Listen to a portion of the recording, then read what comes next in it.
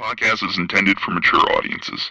The views and opinions expressed are those of the panelists and do not reflect in any way those of the podcast partners, sponsors, or affiliates. Enjoy. Every day I'm hustling, hustling, hustling, hustling, hustling, hustling, hustling, hustling, hustling, hustling, hustling. Every day I'm hustling, every day I'm hustling, every day I'm hustling, every day I'm hustling, every day I'm hustling. Hey daddy, this a dollar beat. BoxingVoice.com. No matter what nobody say, man, Spirit, can't nobody fuck with me, man. You know, I can't be fucked with, you know. Dollar D Beyonce Productions. Whether you pay to see me win, or you pay to see me lose, you're gonna pay. Fuck it, the kids still gotta eat. I don't have to watch, you know, any footage of a fighter.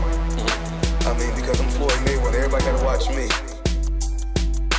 I knew eventually I was gonna have to fight Oscar. I feel like he was straight up and down, no special effects. BoxingVoice.com. How can Canelo have the biggest deal? Your deal is for $300 million, and I made $350 million just in one fight. And you're fighting on an app. BoxingVoice.com. I'm a king, okay? I eat a feast. Every time I eat a feast. And when I get up from the table, I don't give a fuck who get the leftovers. At the end of the day, follow my green print. Dollar D Beyonce Productions. BoxingVoice.com.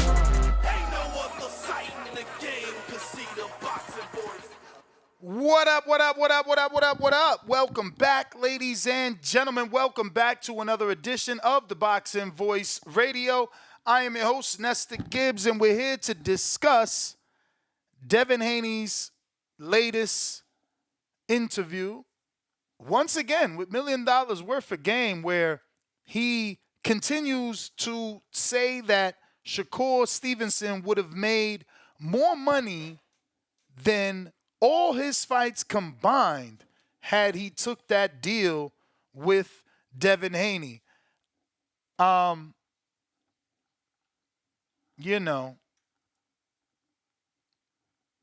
This is all I have to say. I don't believe that to be true.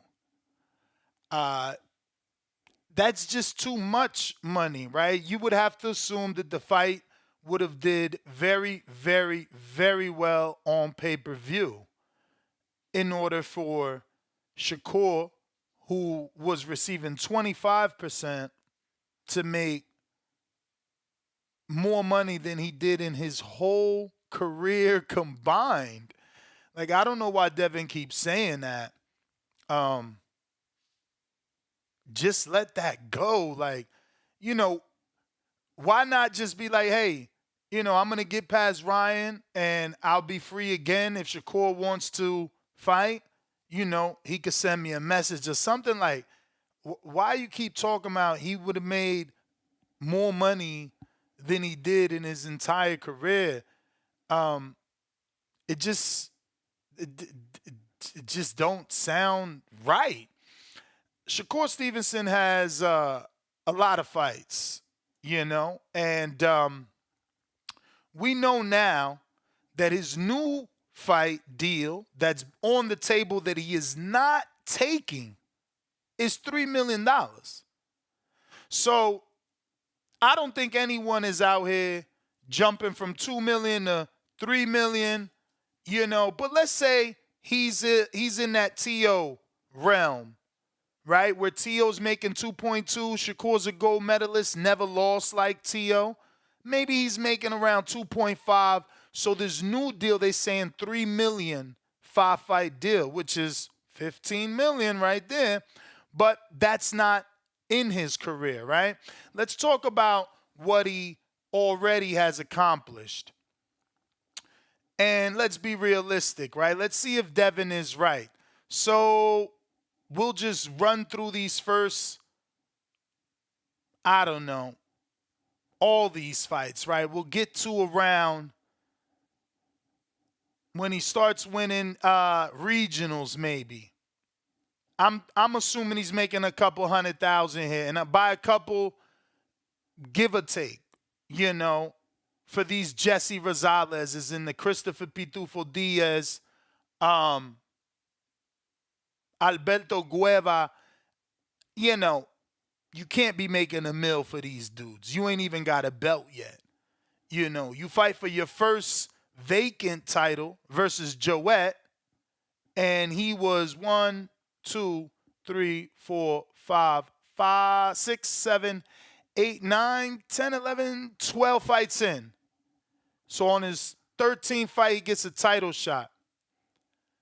Again, this whole entire conversation is going to be hypothetical. But we're going to try and use, you know, educated guesses from previous purses and things of that nature, right? So we'll say after Joet, he started making some money. Is it $1 million per fight after Joet? Maybe, because you got to give him time to get to the $2.5 million that he's at now, because remember, the new deal is $3 million per fight. So, I don't think he's made $1 million for Joet and moving forward, but for argument's sake, let's say that he did, just to prove Devin wrong. Let's say he made $1 million after Joet. He had to win the vacant to make $1 million. I don't see them giving him $1 million to fight Carvajal or Toka Khan. But again, for argument's sake, so we got $2 million there. Jeremiah Nakatilia, another $1 million. Let's say he beats Jamel Herring, and that's when he gets to his $2 million even, right? So we talking 1, 2, 3, $5 million combined. He beats Oscar, that's when he gets to his 2.5. Right, so we had 7. Consecao makes him 9.5. Yoshino puts him at 10, 12, right? 12 milli altogether, and then De Los Santos another 2.5. Well, damn. Maybe Devin's right. Because we all know I'm rounding up. Shit. All right, let's start backwards. We'll say 2.5 for Edwin, another 2.5 Shoshino, which sounds crazy. We all know that sounds crazy, but fuck it, we'll give it to him, right? That's $5 million. Another 2.5 for Consecao, 7.5. We talking the $2 million flat for Oscar, right? Because after that fight is when they give him the bump. So we stopped at 7.5. That brings us to 9.5. Yeah, I mean, okay, so cool. In order for Shakur to make $20 million, though, off of 25%, they got to sell a lot of pay-per-views. It wasn't like it was 50-50. So I still don't believe Devin that had he fought Devin Haney Shakur would have made more money than in his entire career combined. But this is all hypothetical, and it's a rough estimate of what he could have possibly been making. You got to give or take here, too. I don't believe he got his paid as high as I said for Felix Carvajal and Toka Khan. I just don't believe that he got $1 million for those fights. Now, it's not far-fetched. Some champions do make $1 million once they become champion. A silver medalist, a guy with the talent of Shakur. I can see it happening, but I would need to see proof to believe it. But there's an argument. It's a small argument for Devin telling the truth because, again, you were still offering Shakur 25%. I wish Danny would have been on the Mav Wiz and shit because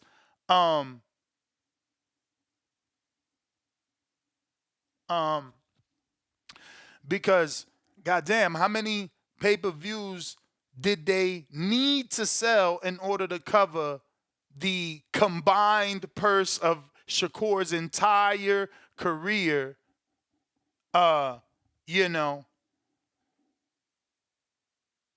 For that fight to have made more money than his entire career. It's very unbelievable.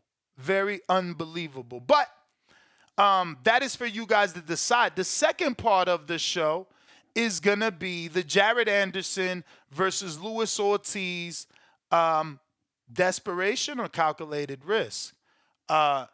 Obviously, Luis Ortiz has already answered Bob Arum. Bob Arum came out asking for any heavyweight that really wanted to give Jared a fight to step up to the plate. And sure enough, you know, Luis Ortiz didn't wait too long without putting out an entire video claiming that he would love the opportunity and that Bob would regret it, you know, that it would be a nightmare for the two of them once that fight happened, right? But let me show you that tweet from Bob Arum. And hopefully the Luis Ortiz is attached somewhere. And this is Bob Arum here. He says, we're looking for a heavyweight who thinks he can actually beat Jared Anderson. We need someone brave enough to get in the ring with Jared and give him a real battle. There's no one he would be reluctant to fight at this point. And then Boxeo Cubano, they tag Luis. I'm trying to see if that's here. I have saved, here goes the video. See, I saved the video, but I figured it'd be right here in the comment section. So let's just go ahead and put that on there. I have the subtitles as well. Buenas tardes, fanáticos del boxeo. Esto es un mensaje para Bo Arum. Bo Arum, si de verdad quieres probar a tu... Well, I guess I need to translate anyway for those that are listening on podcasts and not able to see on YouTube. He said hello to the, you know, fanatics of boxing or the boxing fans, however you want to translate it. But technically, he said the fanatics of boxing. He said this is a message for Bob Arum. Bo Arum, si de verdad quieres probar a tu pupilo, Anderson. He said, if you truly want to test your pupil, Anderson, Pónmelo. give him to me. Pónmelo y te aseguro Give him to me, and I will assure you que va a ser una gran pelea. that Va a it's ser going una to gran be a pelea. great fight. It's going to be a great fight. Y va a ser una pesadilla. It will be Para a Anderson. nightmare Para Anderson. for y Jared para ti. Anderson and for you Gracias, too. mi gente. But thank you to everybody. So, yes, this is Luis Ortiz. He raised his hand. He wants all the smoke, right? He's willing to get in there with Jared. And would this be a calculated risk or desperation on the part of Jared Anderson to, you know, fix that public perception, which I love, by the way, you know? Why not get that stink off you, you know? That's what I wish Shakur would have done right away with De Los Santos. Get the stink off, you know, go in there, fight anybody, but get the stink off if you ain't going to rematch him, right? Gone are the days where we rematch. All these kids want to be Floyd Mayweather, but Mayweather rematched Castillo, you know. He rematched Maidana. You know, only one he didn't give that rematch to was Oscar, but he rematched at least. And, you know, his fights were nowhere near as controversial as some of these other fights with Hitchens and Shakur. So, you know, everybody out here trying to follow Floyd, they need to follow that rematch blueprint is what they need to do. But what up, champ? How are you? How's New York City? Got my Haney shirt. And this ain't the one I ordered. Bro, the one I ordered went to fucking Vegas. Fucking bullshit. Nah, but yeah, I heard that. I don't know. You might be getting a refund on that. They got hit with a cease and desist for using Ryan picture on the back of that shirt. I mean, mine's is already. I already got the shipping info. So it's already being sent out. But hey, you might as well sit on that one, bro, because that might end up being worse. If, like, say you get it and they take it off the market type shit. Word. You feel Nah, I me? definitely But believe you. nah, New York, bro. Fight week officially getting started today. Fighter arrivals. You turned away. I gotta do it again. Fighter arrivals. Um, very different than what we're used to. Typically, we're used to they walk into the lobby at the hotel, right? Uh-huh. Media's there. This time they're doing it at the top of the Empire State Building. So that's where they're arriving and meeting off or facing off for the Okay. first time fight week. Oh shit. That's crazy. That What post that I happened? sent you, I was about to screen share it to show because I was gonna get everybody else's opinion. It's deleted. That's whack. The Devin post. Which okay, got deleted. Okay, Damn, because I wanted but to see what people thought. I thought he was smoked out there.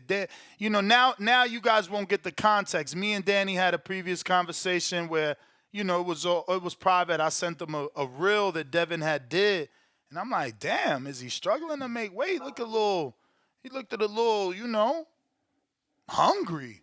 And oh Dev that's and Dev, yo Danny just laughed at me. no, So that's funny. so That's I funny. wanted to Yeah, no, show no, it, no, but it's gone. bro. I love communication. I swear to God, You didn't know when what you I was sent talking me about? that, I didn't know what you was talking about. Um, But we had a I whole didn't know what you was. conversation, like not a whole, but a Yeah, little yeah. No, conversation. not a whole. But if you go back and reread it to yourself, you'll see how I could have. Now that we were speaking about it, that's funny though. Uh, yeah, and I believe that was back in Vegas. I'm pretty sure that was before he left Vegas. Ooh, it don't look like the top rank, Jim. It kinda, cause there is a sink over there. Cause I can But still see it, but I can't play it. That's why. but yeah, no, I mean for whatever it's worth, I So is he yeah, this struggling or the. not? Cause I seen him pretty thin in the face. I was like nervous. That's why I No, sent I it was to gonna you. say this is the best I've seen them in a fight week. You know, the happiest. Usually they cutting weight. Last one was a good one too. The Regis one was a good one as well. Um, but no, they eating good meals. Um, like I said, fight week kicking off today. Face off at the Empire State. Then they got Dev Have throwing you ever out. been to the Empire State Building? Because I know you touristy, so you probably visited it on your own. Yeah, yeah, yeah. I went. I think that first time we ever linked up when you was back in Jersey still. When you did It's your been New a few York years for run? sure. Say it again. When you did your New York run? Yeah, my New York run, bro. Ness called me crazy. He said, "Bro, how you finna go do this and this?" I'm like, "Bro, I'm on tourist mode today." But yeah, champ. So right now it's a beautiful day. I'm not gonna lie, beautiful day. Oh, I was saying, Dev The throwing out weather's the good first for real? pitch. Yesterday was 80. I was in Oh wow. shorts and a t-shirt. Salute. You I lucky. heard, I heard, I heard that's gonna be the nicest day all week. Oh It's damn. supposed to be chillier the rest of the week, but beautiful nonetheless. I will say, I didn't see some crazy shit while I've been here. In Yo, terms homeless of man, yo, this couple start arguing yesterday. The dude set the Target and grocery bags on the ground. Homeless man come take them off the ground and took off running, bro. That shit was so fucking funny. Um, Dev throwing out first pitch tonight at the New York Mets game. So be doing that. And then fight week proceeds tomorrow, media workout and Everlast giveaway. Then they're doing obviously presser Thursday, weigh in Friday. Everlast giveaway, what they giving away? Um, I know. So Golden Boy and Everlast, they're doing a giveaway. I'm not sure what they're giving away. I'm sure some merch and gear. They're doing that at Gleason's, and then after, I don't know if they're doing like, I don't know what it is. It's Oh, something to do you with the gotta see my NYPD. man, Juan Guzman. If you're going to Gleason's, let him know you're coming through.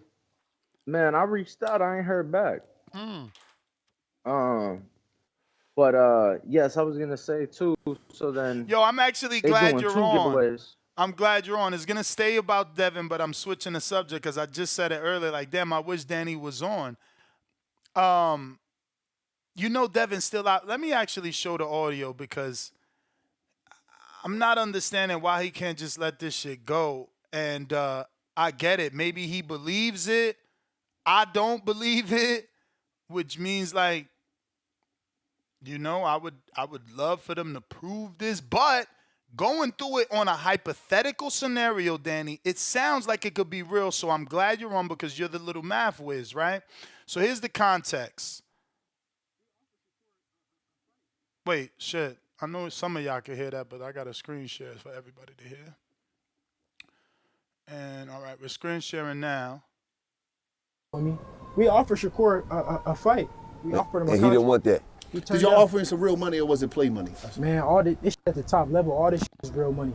He was gonna make more money in that fight than he ever made in all his fights combined. Why he ain't take it? Oh, you saying all his fights combined? All his fights. So y'all was offering some real paper like that? Come on now. So that's my issue. He's still saying all his fights combined. Cool. So, we went to BoxRec and we tried to get a little hypothetical in on what he could have been making, right? So let's also share that resume and go from there, right? So I'm jumping right to Joet. I'm saying, he ain't a heavyweight or nothing like that, but he's a gold medalist, and most, dudes on his level start making $1 million after they win a title. Can we agree, or do you have inside info? Because y'all used to be close.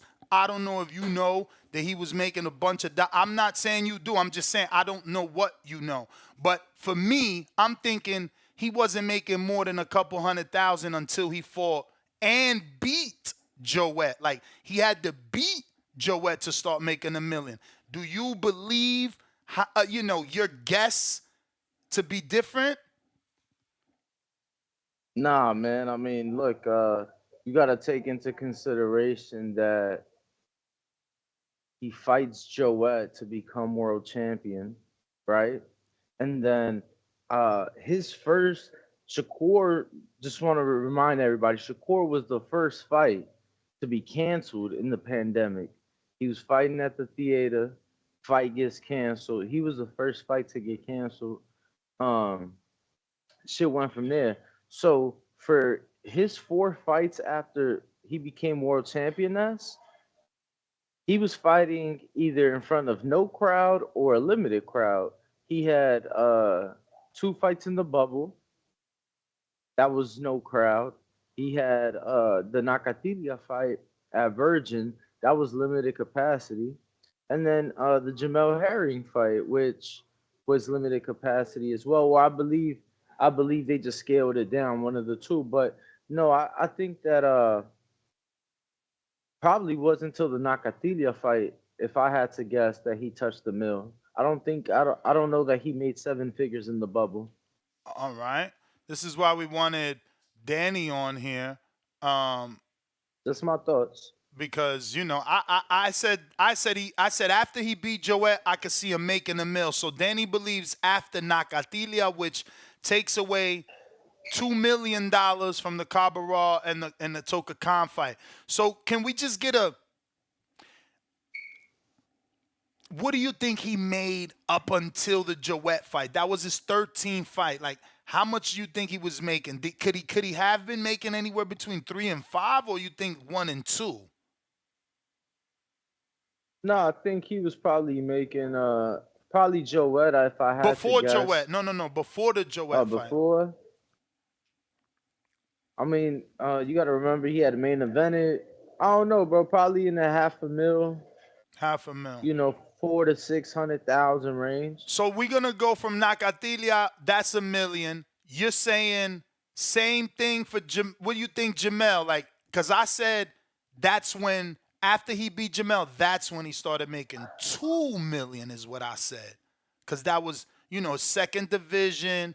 Now he's taking a belt from a champ. But what do you think?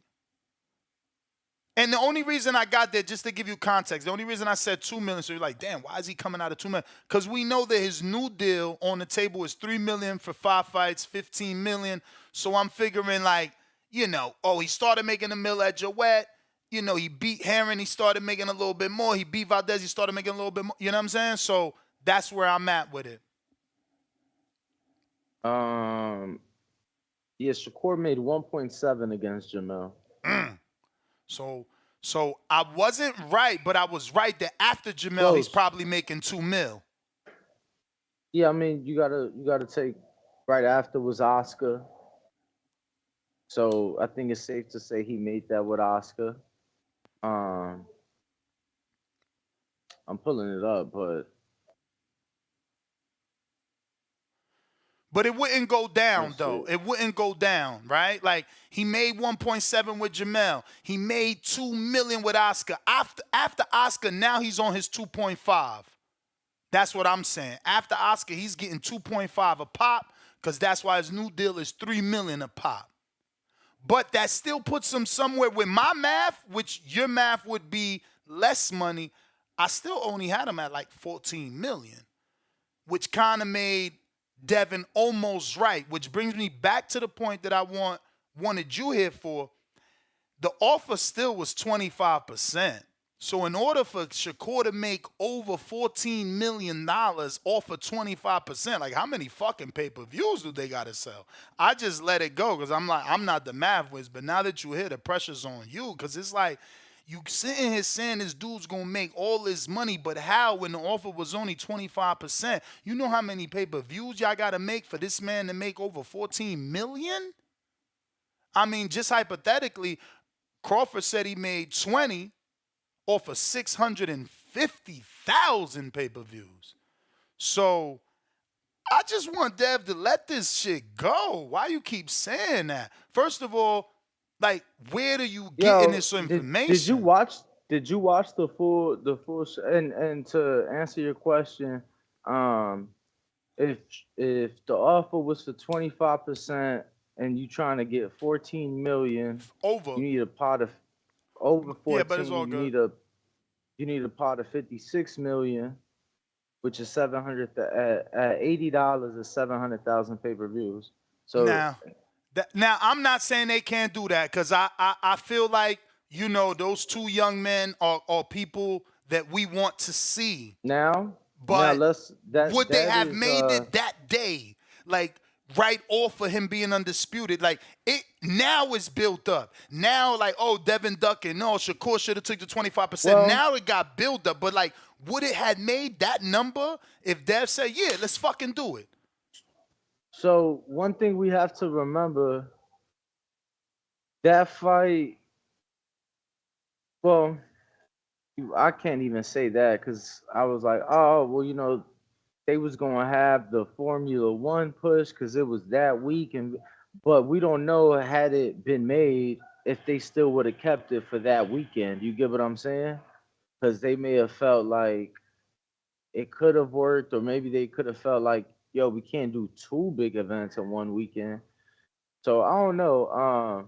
I definitely think it's doable for a fight of that magnitude. Oh, I mean, so you think about you think so? Well, yeah. I mean, look, listen. What I was about to say next is, when you talk about the gate as well, the gate is gonna add, something to that as well. Whether that be, upwards of 7, 8 million, 10 million. Like, I think that them two together in the ring is a big fight. Nah, for sure. Yo, speaking of gates, so UFC's biggest gate, third biggest gate is only 16 milli? Damn, bro. Why they be comparing them dudes to us, man? That shit ain't the same. We got hella gates over 20. Hella is definitely not the right word to use. Come on, bro. We got gates that go over 20 from back in the day with Tyson and I don't know that hella is more than like a handful. Nah, hella's a dozen or better. Yeah, not over 20 million, bro. You wildin'. Off top, look, Floyd and Canelo, Floyd and Oscar. Now Ryan. Now Crawford and Earl. I mean, Jaime Munguia and Canelo's already on tap to do over 20. Bro, that's like an average for us. Average for a big fight. Let me, I don't want to sound crazy. Well, average is, again, I think when we talk of like the biggest fights ever, that's when we talking like. I mean, all right. Like commercially, at least, like commercially, like, Floyd is Floyd. Canelo Golovkin one did 27. Look at that. Second one does 24. Damn.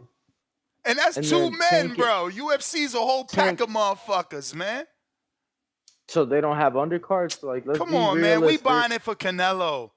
Like, that was my argument with someone else yesterday. It's like, even Haney Garcia, we buying it for Haney Garcia. So you wasn't here for yesterday's show. Obviously, the pay-per-view was announced. You are correct, but I'm gonna put it to you like this. Perfect example, as a matter of fact. Yesterday we had a huge announcement. June 1st is gonna be a day of mega fights, right? You saw the 5-on-5 get announced, and you saw the the undisputed fight be announced between Better Beef and Bivol.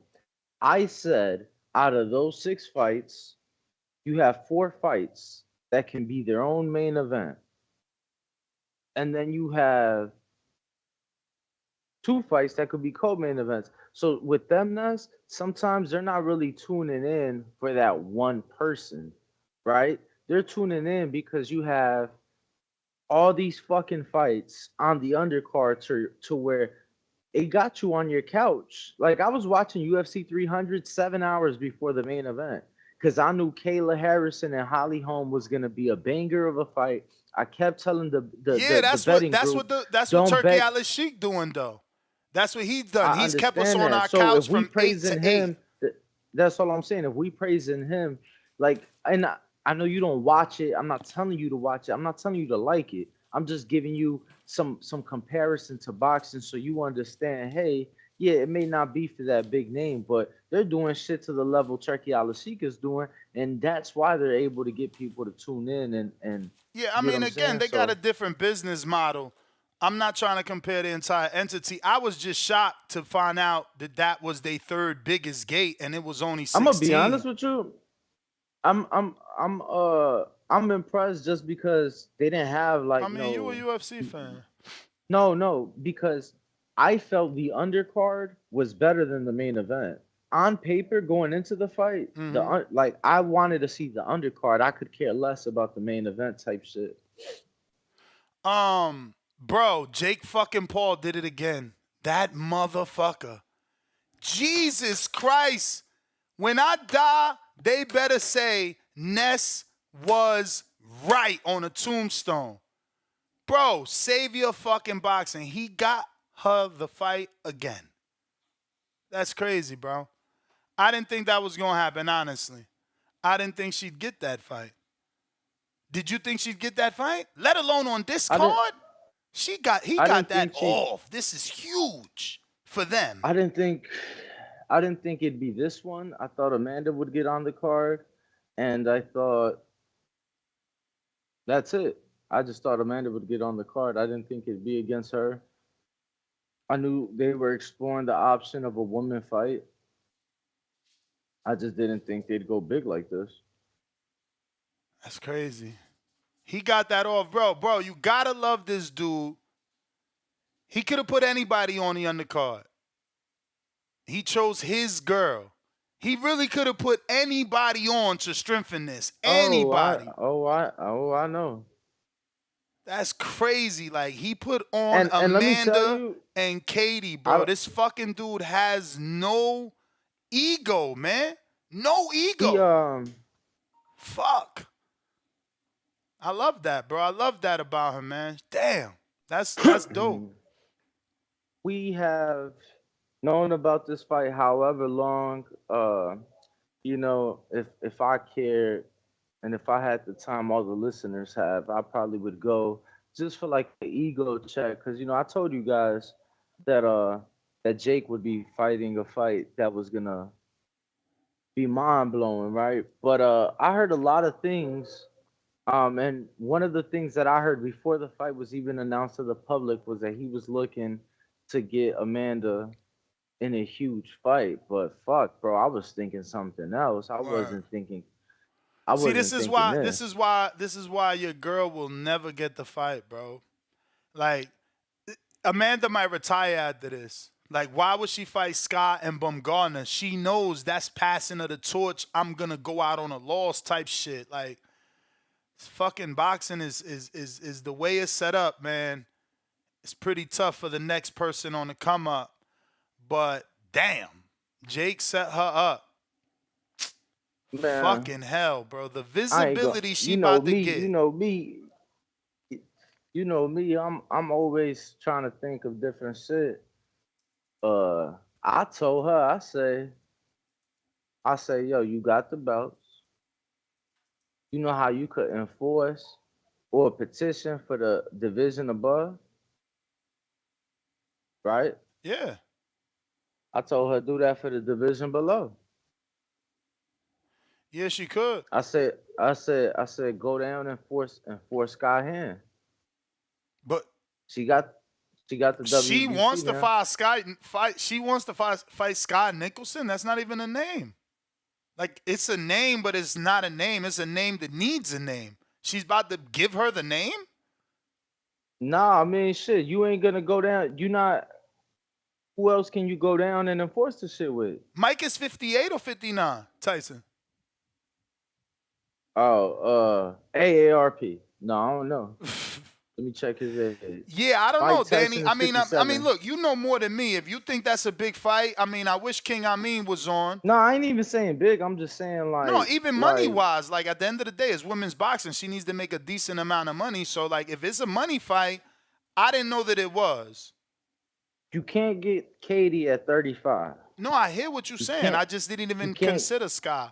I see that Amanda's not even considering her. So why the fuck should Alicia? But I get it. Alicia's not Amanda. Well, and Amanda wants 3-minute rounds. Like, obviously, that would have been a fight. That couldn't happen. Katie can't happen. You know what I'm saying? I'm like, yo, get your mandatory out the way, and then fuck it. Might as well. Yeah, but, man. Danny be like nuts sometimes with his off the wall ideas. I mean, Sky is a name. I said wrong. Like, we know her. So I just didn't know she was big enough for Bumgarner to target and lose weight for. Like, I guess it ain't hard to lose weight because, yeah.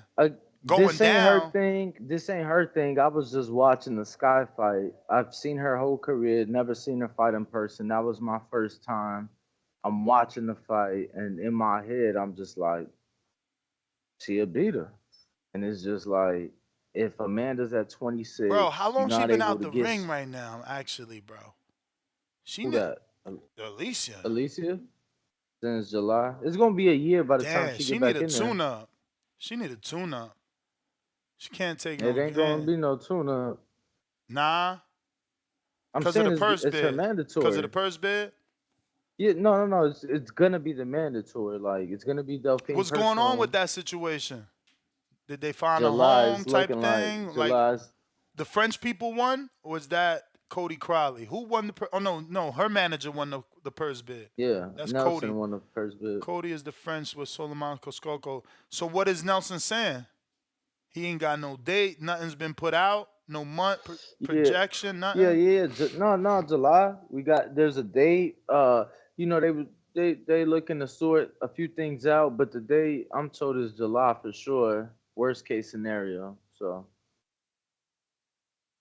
looking like maybe Miami, Florida somewhere. Miami perhaps. Okay. Miami. In July. Galvez. It's not bad. That's not bad. So the other part of the show, because obviously I was glad you was here for the math part, but the other part of the show is Jared Anderson and Luis Ortiz. King Kong Ortiz. Yeah, you seen the tweet then by Bob Arum, and you seen the response by Luis. Whoa. I ain't see the tweet. I seen Luis put out a video tengo un mensaje para vos, Adam. Yeah.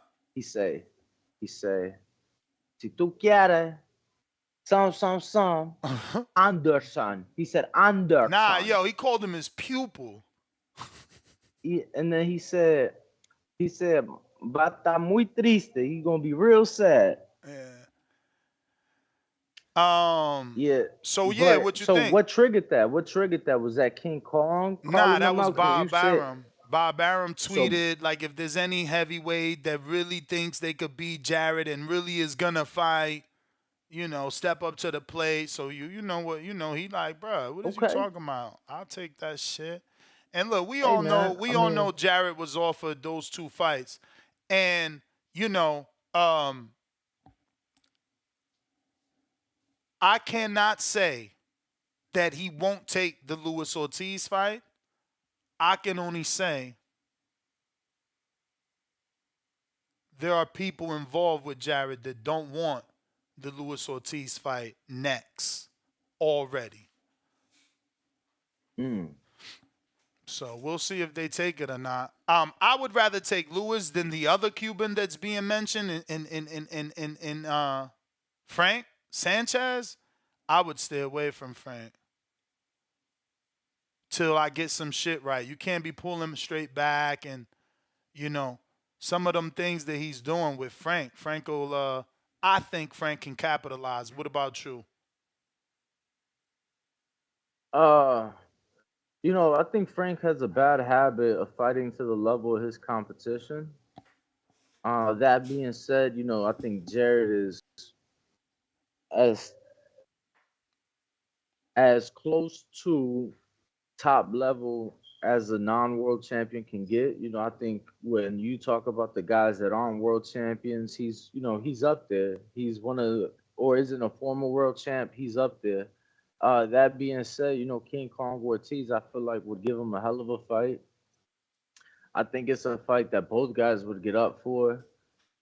I think it's a fight where, you know, King Kong, this is like do or die in a sense for him, you know, because he's for sure past his better days. What? Somebody said nobody cares. They terrible. I'm sorry, all off topic. I'm reading the tweet. I tweeted like, damn, Jake did it again earlier this morning, and someone really said no one cares. Like, you don't care about that fight? Katie Taylor Serrano? Of course, but you have to understand, brother, that you talking about a man that's hated. I know, but like we talking about the girls fighting. It's like Jake did it again. Katie Taylor. Yeah, but champ, you ever heard guilty by association? For sure. So it's like that's whack, man. You know.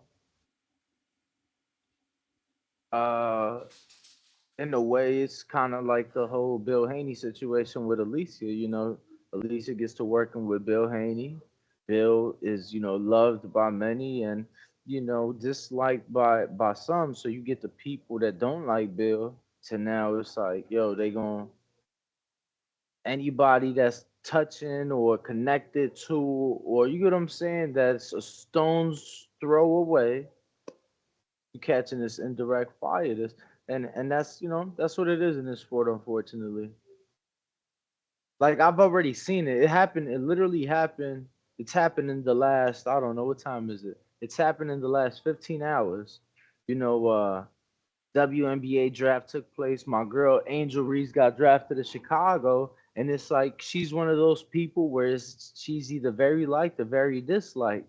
So now the people that don't like her talking shit and, you know what I'm saying? So it's just like, bro, you're going to get that. You're going to get that with a girl like Amanda, who has, for one, already rubbed people the wrong way and saying that if it ain't 3 minutes, she ain't fighting.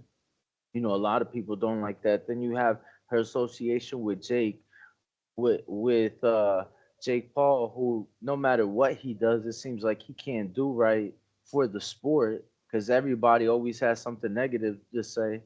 So, you know, it's that association, champ. That's all it is. Yeah, that sucks, man, because Katie Taylor had so many options. So many options. So, like, the fact that he was able to do this for Amanda is huge. So yeah, I mean, again, I say it all the time. That's why I left Twitter, man. It's hard to I think find the real boxing fans on Twitter sometimes. There's so many trolls and toxic people. It's like, why do you follow a boxing channel if you're not in the boxing? You know what I mean? Like, I don't care if she's a girl or you know how not. that gang banging shit work, bro. Yeah, I guess that shit crazy. Crazy shit, Like, crazy. bro, I made sure to not pack a single blue or red clothing item coming out to New York, man. It ain't no gang banging over here. You feel me? Don't get me mixed up with no shit. You know what I mean? That's crazy. Nah, but you know how that shit go, bro. Motherfuckers, they rep they flag out they pockets proudly.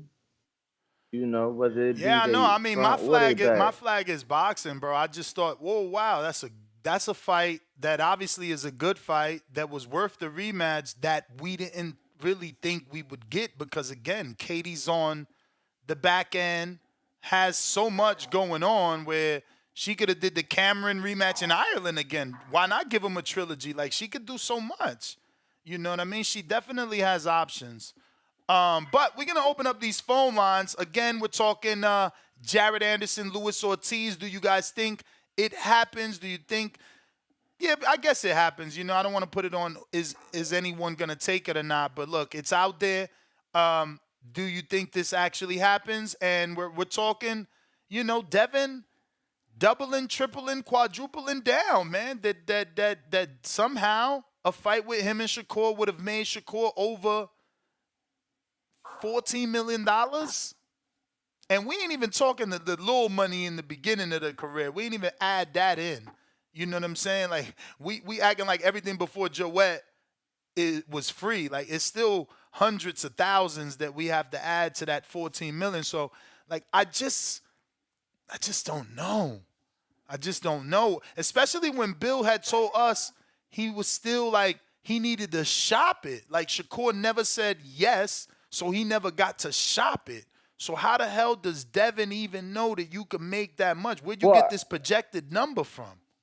Well, I think it's just his belief on what the pay-per-view and the the numbers would be.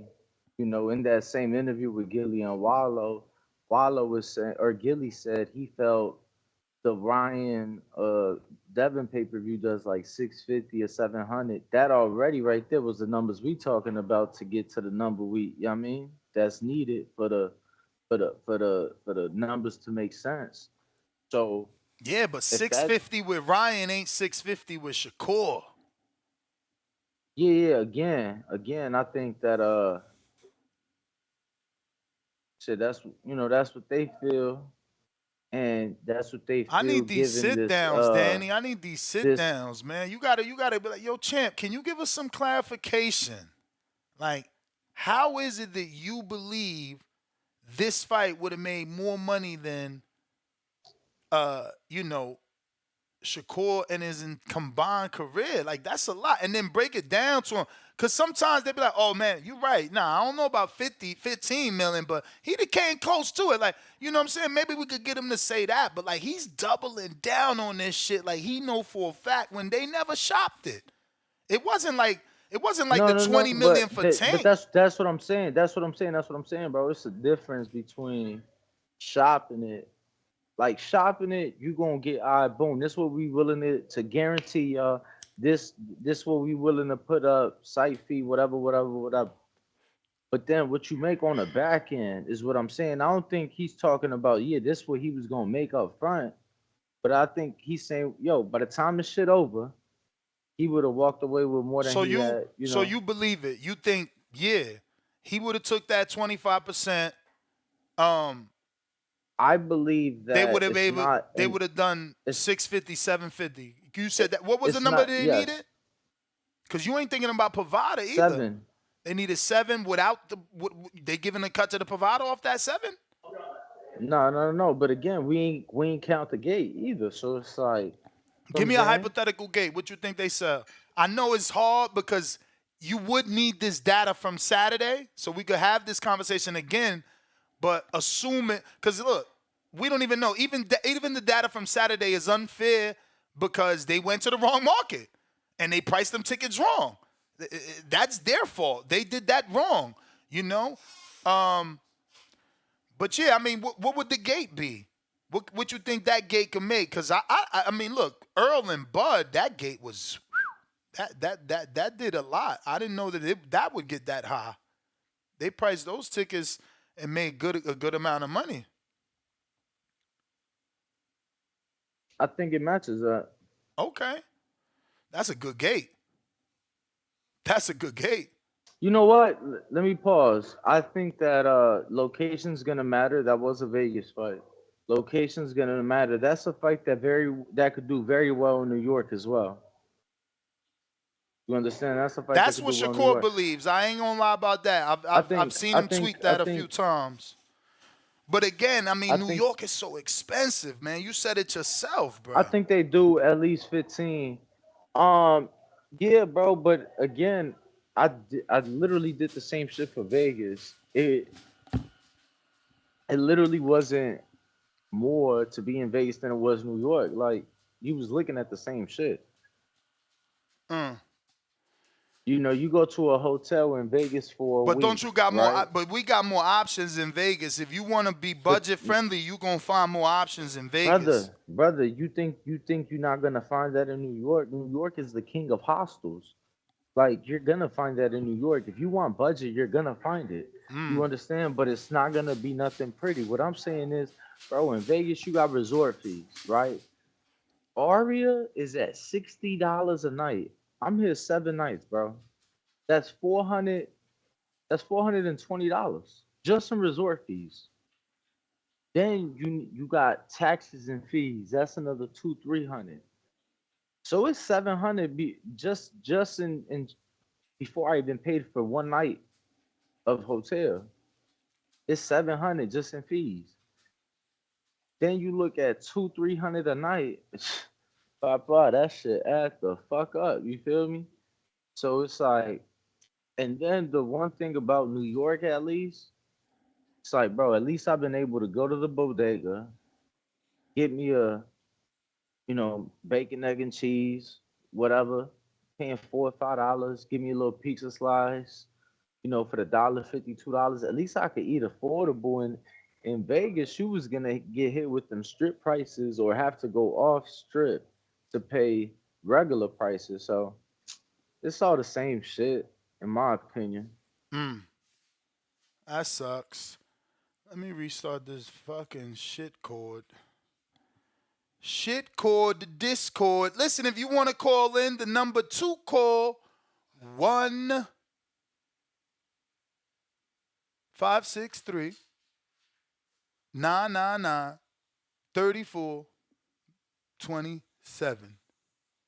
That's the number to call. If you want to call in and voice your opinion on today's 2 topics, it is fight week, so that's why we talking Devin. Feel free to talk about the Ryan fight. But yeah, man, I did want to touch on, obviously Devin doubling down, but Danny believes it's possible. So we want to know, what do you believe? What do you think? Would Shakur have made more money than he has in his entire career combined? Yo, I think we saw it was possible, though, once we broke the numbers down. 700,000, I don't think, is an unrealistic or like far-fetched, impossible number for them to reach, Yeah, man. It's going to be interesting to see where Shakur goes, man. I hope if he's truly leaving Top Rank that,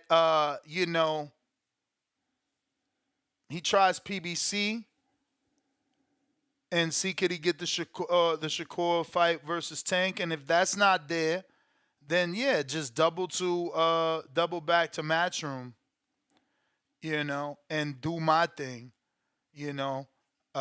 challenge Matias in Puerto Rico, moving up in weight, and be the ultimate, the Kembe Mutombo. You blocking everything. You snatch that belt. Now Devin needs to undispute through you. Tio needs to see you. You in the mix. You in the mix. And you did it in front of the Puerto Rican crowd to add to your fan base. Now those Puerto Ricans like, oh shit, this dude's half Puerto Rican. This dude's Puerto Rican by blood. I'm rocking with him. He beat one of ours. You know what I'm saying? That's how I see it. I mean, it could be a fantasy world. What you think? Because the clock is ticking. After July. You want who to go to Puerto Rico? Core? Yeah. No. I was laughing and replying to somebody like, "Oh, Danny tripping. I always wear red and blue in New York." I said, bro, I got red outfits and blue. I was just talking about the game banging part, bro. It's called sarcasm. You feel me? Yeah, Puerto Rico, man. Shit, I want to go to Puerto Rico. June 15th, catch me in La Isla. And that said he said he can't go. He said he gonna be on his honeymoon in Aruba. You so said you ain't going. I asked you, did you want to go? You like, nah. Bro, you said Niagara Falls. I said, bro, I can't go to Niagara Falls. I can't. I asked they won't you let me both into Canada, already. bro. I asked you both already. But nah, if was you over want to here go to tryna- that one, yeah, that's what's up. Puerto Rico. I mean, We need that coverage, bro. That's man. I Yeah. hate that I'm missing that one. I just feel like I gotta look into it because I feel like that shit far. Like it ain't close to anything. What do you mean? Oh, where he's Because at? remember when we looked it up, it wasn't San Juan, so I Yeah. don't know how many airports they got. Nah, Am they I got gonna a have few. to, They got a few. like, I'm not trying to hop on the back of no man's motorcycle and Puerto Rico ain't like that. Puerto Rico Oh, like that's Miami. only Oh, you DR? never been at all?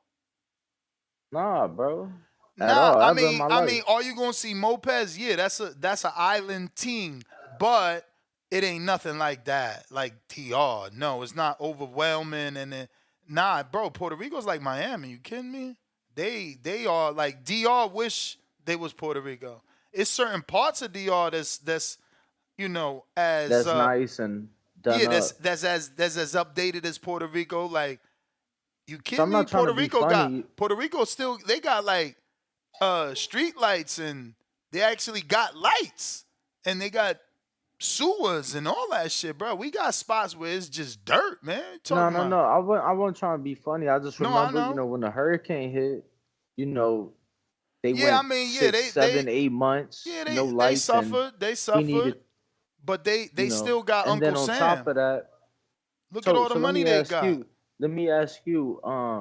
I know there's money in DR. Obviously, a fuck ton of baseballeros. They just came out with the Yeah, statistic. I don't know about there being money.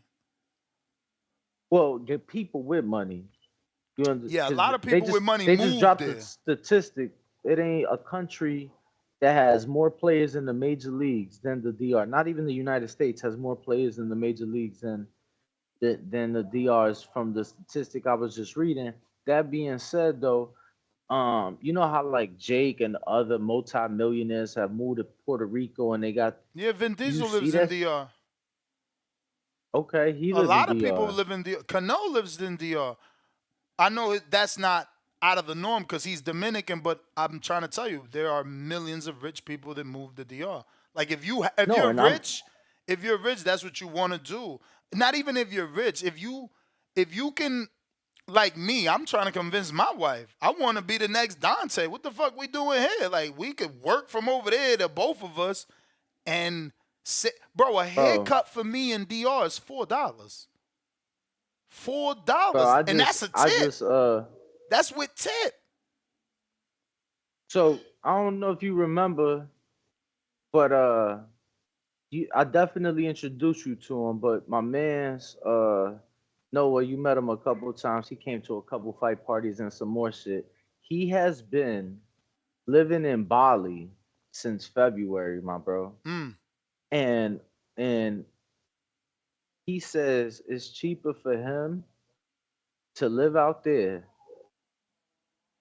No, not cheaper. I'm sorry. He says the money he would spend here going out, he is using just to his party money to live out there. And it's crazy. Like they living on the beach, living it the fuck up. Man, listen. Work, all those other working countries from over there. It's crazy we having this conversation because the algorithm pushed like a reel to me of the top countries to retire in, and Colombia was actually one of them, one of the top ones. But phone lines is open. We got. Yo, real quick, this shit is funny because I noticed that too. Yeah, when Logan Paul just fought at WrestleMania, yeah. they introduced him as fighting out of some Puerto Oh Rico. yeah. They Yeah, both they out of introduced. Puerto Rico, but they there for I think they there for tax reasons. They they they uh they bought some land and did a Yeah, nonprofit. but ain't no worries. Nah, no, they good. They doing their thing. They know, just like Danny moved to Miami for tax reasons. Like, you got to move well. I got Kentrell. What up? Yo, that was fast. So the Gerald Innocent fight and King Kong, I really like that fight because I feel like it's about a skill versus heart. You know what I mean? Like everybody know that Luis Ortiz got a ton of heart. You can hit him with some shit, you gonna get back up. And also he's technical too. I just wish he wasn't so old, man. I think he can really get these young guys around for their money, but I think he's like 30. And he say he's 40, but he's really 30, some craziness. But I like that fight. I do. I think I would favor Ortiz in that fight because he got that dog in him. And I don't think you seen what happened when someone really pushed Gerald Anderson. You know what I mean? And that was, what's that guy name that pushed him? The Southpaw. What's his name? Ness. The Southpaw. Charles Martin. You seen Charles Martin getting all the handles. So can you imagine what King Kong can do? Yeah, but Charles is more nimble and athletic, right? I feel like Luis Ortiz is more flat-footed and dare, and he's just older too. Yeah, he is, but he can crack though. He could crack. He can crack. So I'm definitely giving him a chance. But he's had stinkers. He ain't cracked a bunch of people. Like I don't got his resume up, but I'm for sure know he ain't motherfucking cracked Marshall Kaufman's son, Travis. That shit went rounds. He got a bunch of fucking fights that went rounds, bruh. So I don't know. I mean, that can be advantage. I got experience and being at the highest level with like Deontay Wilder, the accident, what's his name, Andy Ruiz. So I don't know. I'm saying I love that fight. I would pay for that fight. I would go to that fight actually. I think that'd be a hell of a fight. And regarding Devin Haney and Shakur, if coulda, shoulda, woulda, man. Nobody cares. That fight even happened. So I don't see why Devin Haney's still bringing it up. You got a guy that fight 135 now. You're at 140. Like, hey, they gonna make it happen or you not? They bringing it up in his interviews, champ. Huh? No, I said they keep bringing it up in his interviews. That's honestly why I stopped watching it. Like I'm like 30 minutes in, and they bring up Tank more than they talking about Ryan. So I'm like, yo, my man's was wilding too. He just like spitting, in Champ backyard and shit. I'm like, damn, bro, get you a solo cup, spit your sunflower seeds out in that. And even that, Danny is. Why are you talking to me? Nah, you ain't see the video, Ness? He was wilding. Wallow was wilding, bro. Now I see why Bud don't fuck with him, bro. Wallow was wilding. Yo, now you saying why Bud don't fuck with him, bro. You don't know what Bud don't do? What you mean? Bud literally tagged him on the internet, said something about he was a hoe, said real men don't move like that. That don't mean that they ain't fix shit. He literally said, Bud, when I see you, it's on site, no more peace treaty shit. Like, you ain't watch it. You ain't watch the thing? My dude, when has Wallow been serious? Talking about Bud, when I see you. He would get his ass kicked fucking with Bud. No, I hear you, but that's what I'm saying, bro. Bud wasn't playing, like Bud was serious. You know, he leaked their messages, No, I and hear you. We talked about that yeah. yesterday because we But talked about Wallow but yesterday yeah, too. bro, he But went in his pantry. Now I'm not saying maybe they told him like, yo, champ, we gonna go in your shit. But he went in his pantry, grabbed his sunflower seeds, opened the bag. Now what? they in the backyard. Yeah, now they in the backyard. Now the interview moves to the backyard. They're in the backyard talking to Dev. He eating sunflower seeds and just kept spitting them out next to the pool. And I'm just like, damn, bro. They you couldn't ask for a solo cup, a red solo cup to spit your sunflower seeds in. He was just spitting them on the ground, just So comfortable. what happened after that? Oh, that was the first time you seen it. So you don't even that it wasn't even a conversation Well, amongst the camp. well, you know, oh no, that was at his house. I wasn't there. I didn't know what happened with that. And then No, but because you during know the the air interview, date normally ain't the record date. no, that was if I understood correctly, they filmed that the day after Zoo Pandora. Hmm.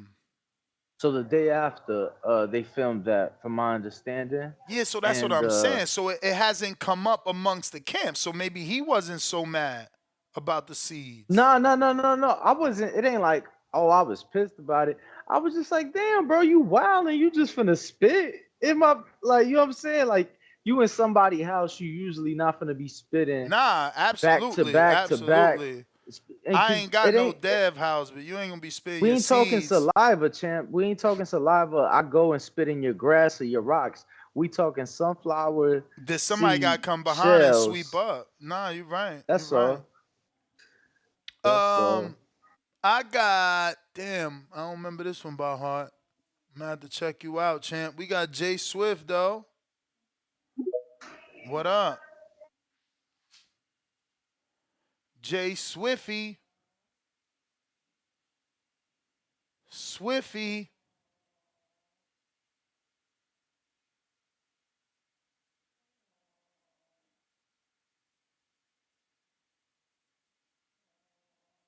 Jay Swift.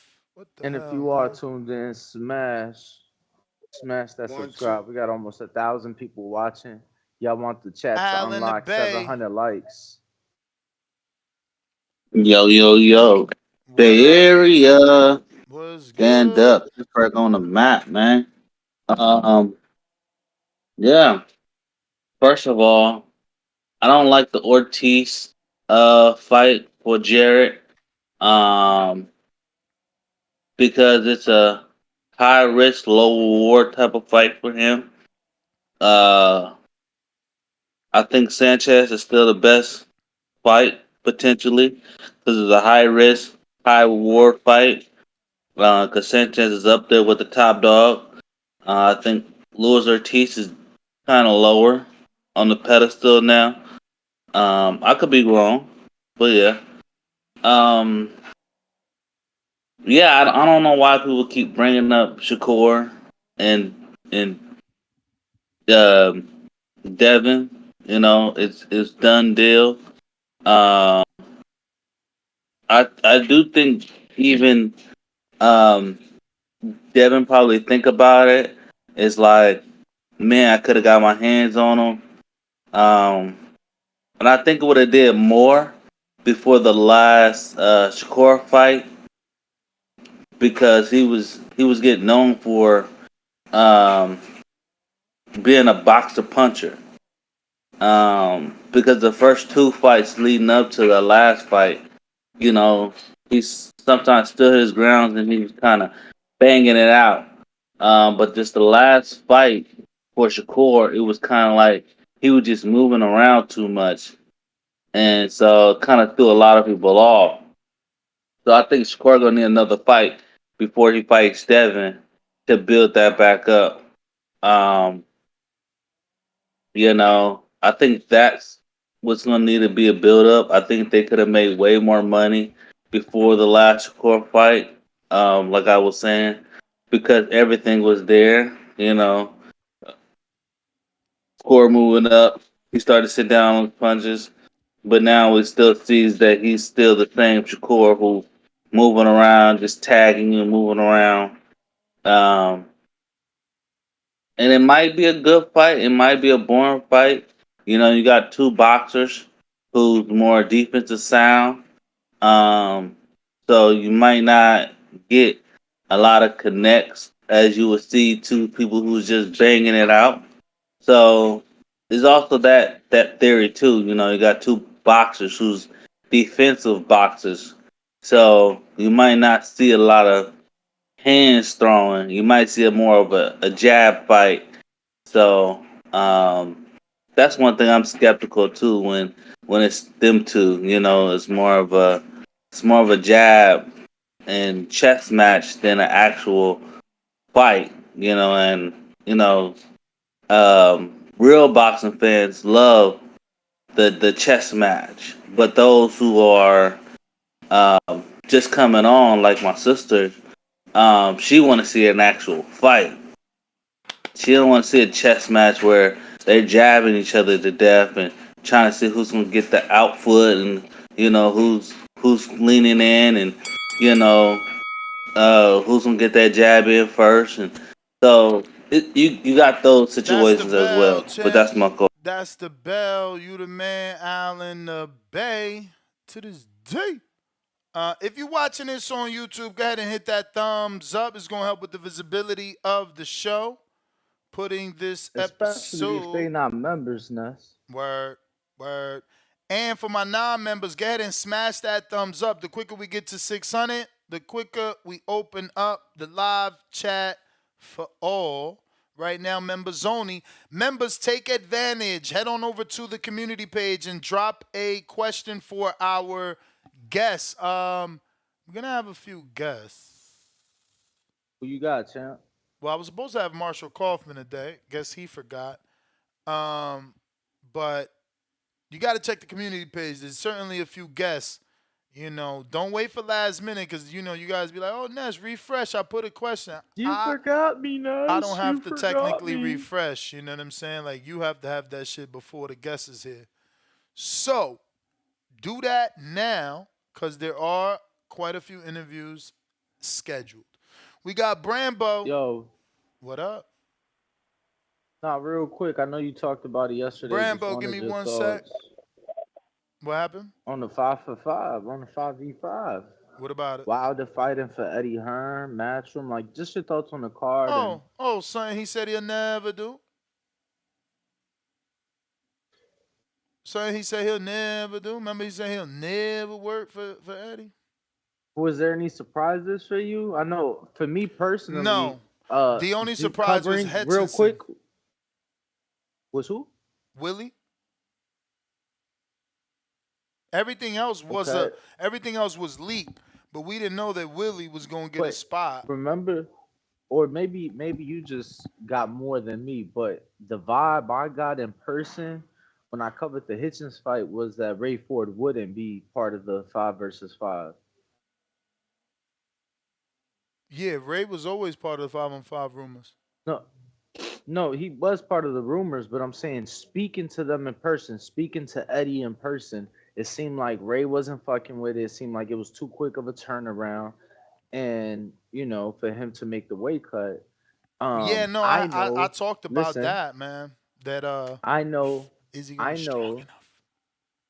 I know that Matchroom reached out to James Lockwood to work with Ray Ford specifically for him to be able to make the weight. And you know, obviously that's not gonna be able to happen.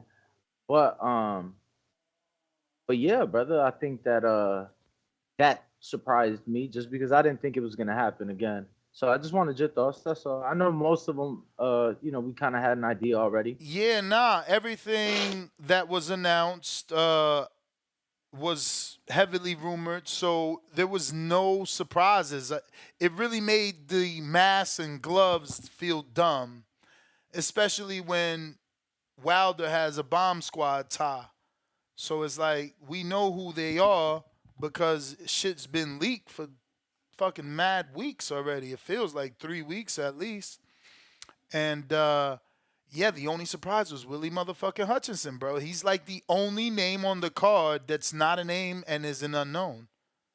It makes zero sense. Like don't get me wrong, Spider Craig Richards isn't the most popular guy, but at least we know him. At least he fought better, Beef. I think I was gonna say.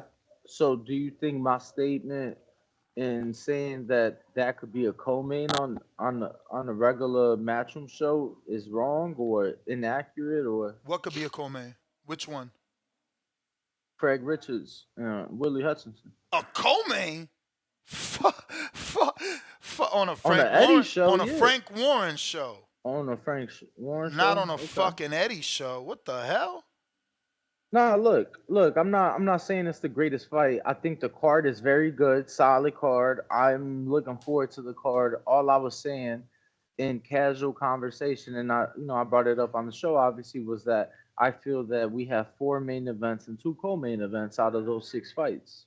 Yeah, I don't even see it that way. I'm a bit confused as a consumer. It's like we got 6 fights. One of them don't belong here. The other one is free. So I'm paying for 4. And out of one of them, 2 dudes coming off a loss. One dude said he can't make weight. It's like, yo, what the fuck are y'all doing to me here? So you don't like the card. But they saying I'm a hater. No, I love the card, but there is some underlining like mysterious things happening here. Like, let's just be real. It's like we would normally pay for a pay-per-view for the main event. Now you're telling me it's free. Who's telling you it's free? What you mean? Oh, you didn't know that much. Okay, yeah, Better Beef Bivol is free on ESPN. You don't have to buy it. Oh no, yeah, I knew that fight was, but it's only that one. But my dude, it's the main event. Like, imagine if Haney and Garcia was free on ESPN. Is anybody buying the undercard? I get what you're saying. I think that yeah, it's some new shit they trying, but it's pretty strange. No, it's not some new shit they're trying, brother. It's literally because of fucking Better Beef being with Top Rank and them having the TV rights for him. So Danny, where was my statement wrong? Is it not something new that they are trying by putting on a contracted ESPN fighter on a pay-per-view card, but with the clause that he is free? That's not something new, motherfucker? Like, this dude loves to argue. No. It ain't arguing, champ. I'm just saying. How you gonna say I'm wrong when I'm like giving you that's factual. This is something brand new, and that's why it's weird. Like, the main event, we usually pay for the main event. All I was saying was that they're promoting it as 2 separate things, or not promoting it, but obviously it's not part of the 5 versus 5. So But that's marketing. But that's marketing. Yeah. Because on DAZN, if I want to watch Bivol, I got to pay for the pay-per-view. So if I don't want to watch the undercard, I just go to ESPN for free. You see how that works? So the 5-on-5 is just marketing. But I'm glad that you understand marketing, because yesterday I was the only one here being, pointed the finger at because of the marketing. That is their fault. They did 5-on-5. I don't follow other sports, but when you say 5-on-5, first thing comes to mind is what? Basketball. What's the next thing come to mind? My starting 5. I don't got no Willie Hutchinson on no pro team being a starter for nobody. Willie's a bench warmer. So don't sell me 5v5, best versus best, when you got Willie there. And now my main event is free. And these 2 dudes coming off a loss. And this guy saying he can't make the weight. Like, just keep it real with me, that's all.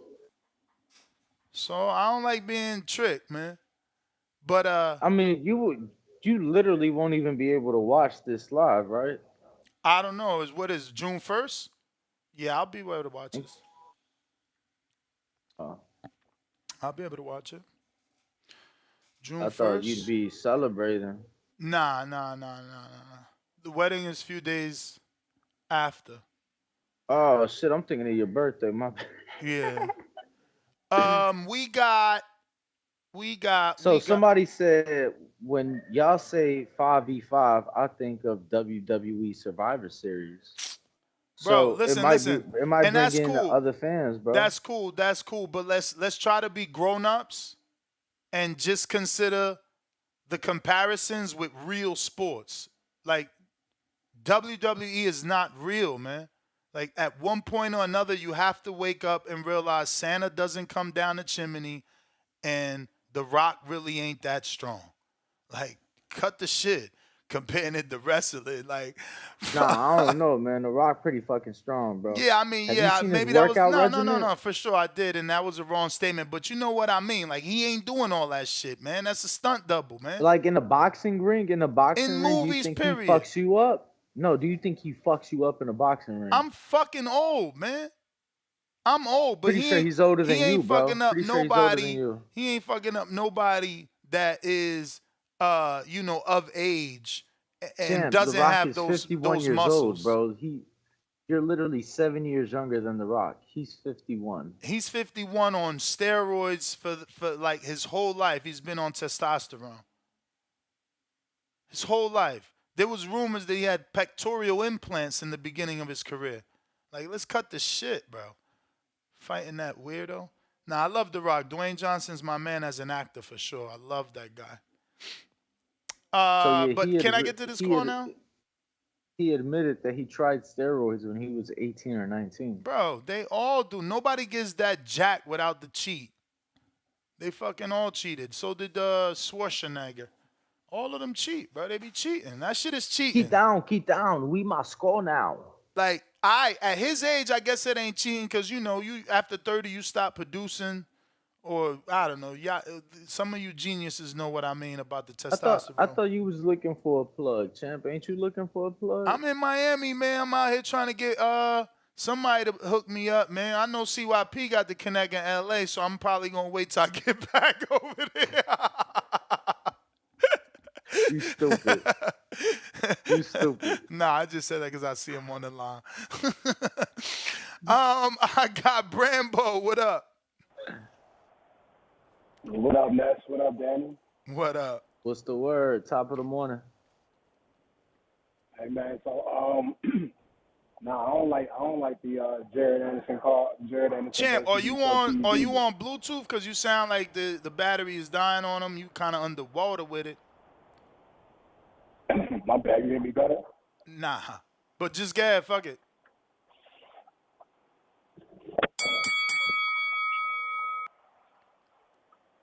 So what I was saying is, okay. I don't like the Luis Ortiz versus Jared Anderson call. I don't like that at all. I super chatted yesterday and said I'd rather see him fight Jarrell Miller. Jarrell Miller came off the loss with Daniel DuBois.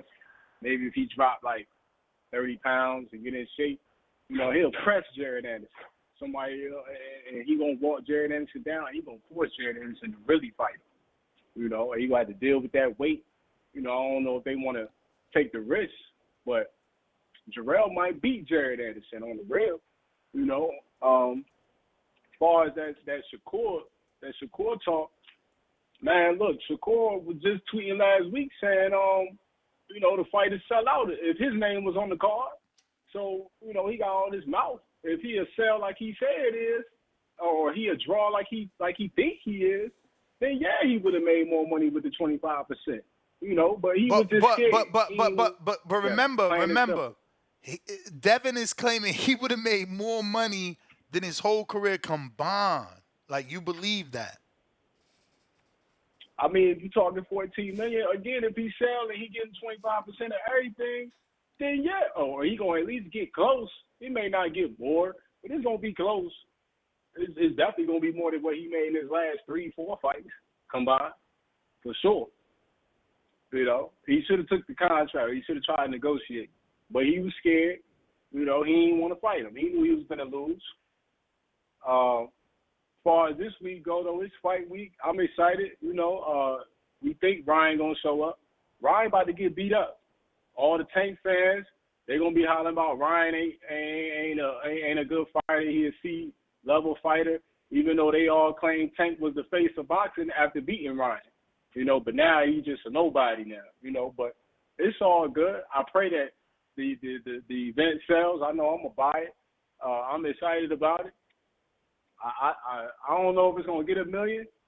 Gilly might be right with the 675, but I love for it to get $1 million, man. Let Devin get his just due, because this is time. This is his era. You know, I know you said CYP on the line, Mr. Track Man, track star. You know, I just want CYP to know that Tank needs David Benavidez on that card to sell for real, because without David Benavidez on that card, him and Frank would have sold about 180 pay-per-views. Let's just keep it all real, you know. But that's my call, man. I love y'all show. I appreciate y'all for bringing these phone lines back. Word on everything. I don't know how to work that Discord stuff, and I ain't got no Twitter. Nah, but y'all take it easy. Appreciate you. Hey, it's funny, real quick, man. Two things. First thing, to his point, I got 2 DMs that I have found since being in New York. You know, you get your message requests and shit. And people, one was 3 weeks ago, one was a few days ago. 3 weeks ago, Did you get Jay Swift? Because he asked for your number. No. This was it specifically due with the calling number. Bro, please bring it back. My girl ain't cool with me having no social media, so the only way I can call in is the landline. And then the other one, bro, why'd y'all change the number? My girl questioning me who this new number is in my phone. Yo, that's crazy. Yeah. Yo, that's crazy that be like that. But now numbers is back for sure, man. And unfortunately, it's changed, man. I'm trying to find an alternative where that won't ever happen again. But till we get there, this is the number. That number, real quick, Danny, just so for the people that don't know, the number is 1-563-999-3427. Take it away. And Ness will be posting that here on the screen, so people that don't have the new number. It's already coming across. Been coming across the top. It scrolls. Beautiful. It's on the scroll. That being said, though, I do have to get down to the Empire State Building fight we kicking off, so I am gonna have to hop off. But I will be back. Make sure you guys subscribe, hit that notification bell. Over 1,000 people watching right now, so it should be like 700 likes, and that's only 1/6. So do the thing. Catch you on the next one. Arrivederci. All right, champ. CYP. What it do? Yo, be safe up there. Be safe up there. You know what I'm saying? Hey, whoever that was that called last, you do remember that Tank did about 300 versus Hector Garcia, who we did not know of at all. He did 300. So you think he would only do 180 versus Frank, who's a little more popular? Then okay, whatever. Hey, does anybody find it crazy that it's okay for Dev to tank on Shakur, but it's not okay when Tank do it to him? So all the money you make and how much it is, it's so important when you're talking to everybody else. But when Tank fans and Tank do that shit to you, oh man, get in the ring. Why don't you just fight? What does it matter? Dude, which one is it? Because I'm confused following these crazy ass narratives. I saw a promotion from the Zone for the fight this week where Devin Haney and Bill were saying from 135 to 140, it goes through us. But then you say you're not fighting at 135 no more. So why are you using 135 to help boost your fight? If you're telling us you're not fighting there, you can't make the weight. It's always something weird coming out of that cap, and I'm starting to get tired of it because we have to talk about it. I really don't even want to talk about it because it makes him seem like a hypocrite, and I actually like the dude. It's crazy. So I'm gonna move on from that. But shout out to Shakur. Hey, I was reading an article and Eddie said 1 fight, 1 night, me and Wilder working together. This was no multiple fight deal. His own words said 1 fight, 1 night. That's what I signed him for. Do y'all realize that he was named captain of the matchroom team? Deontay Wilder, the dude who can't sell, who nobody knows. You overpaying him. Let's be real here. All them niggas getting overpaid. You overpaying him to be the captain for matchroom. That's a big fucking apology if you ask me. That's a big men defense. I'm going to overpay you with this dude's money, because we ain't really got that kind of money over here in matchroom. I'm going to overpay you, and you'll be the captain. Please help us beat Queensberry. Wilder thought about it. You know what? I'm going to do that. I'm glad that those two can mend the fence, but thank you for apologizing, Eddie Hearn, by making this man the captain of your fucking ship when he just got there. Come on, my man. You got to have somebody else that can lead the ship. Nah, we know who the real leader is. come down to Ruiz. You know Ruiz. what he's the leader for, though, right? Did you read the rules? Yeah. Because don't you get points? Yeah. Okay, so it's to help them win. Yeah. But he's banking on Wilder to get the knockout. That's why he's the captain. You pick your strongest fighter because the captain gets 2 points for the knockout. Why would Wilder be his strongest fighter based on the history they have? Wouldn't he have somebody else since Wilder's unknown and nobody knows him? If that's the case, then then they don't know y'all either. But anyway. But you. I don't know. Anyway, I'll explain it later when you're done. All right, cool. So Ruiz, 3 of his last 4 wins, all knockouts. He just got a knockout in January and against Ortiz. Ruiz, he knocked him down too. So the man is a puncher. He's still a puncher at 45. But that's not even my point. I know so many people that said Wilder ain't fought nobody. Wilder ain't this. Well, I said, well, shit. If Ortiz is 45 years old and advisors are saying he's still a dangerous fight for a top 10 Ring Magazine heavyweight, he's still dangerous for a top 10 Ring Magazine heavyweight at age 45. Then what the fuck was he in his prime, undefeated, when Wilder fought him twice? Y'all don't be making no sense. But CYP just got you. I'm gone. I mean, Luis Ortiz being a threat is factual, but he still never was a world champ, man. Like he still, his biggest accolades come in the amateur system. Yeah, I don't know. Y'all hanging on that Luis Ortiz when y'all need to just move on, because that's like, just go with the Bermain win. At least Bermain was a champ, you know. Luis Ortiz, again, being feared and all that. Like, what's his biggest win? Like, really, what's Luis Ortiz's biggest win? You know what I mean? Like, the fact that he's feared, if you want to give him that, still don't add accolades. Like, you got to do something in the sport for people to, like, rock with you. And just having people be afraid to fight you ain't enough. I don't think so, because normally those boogeymen, you know, they get into situations where they end up not being boogeymen anymore.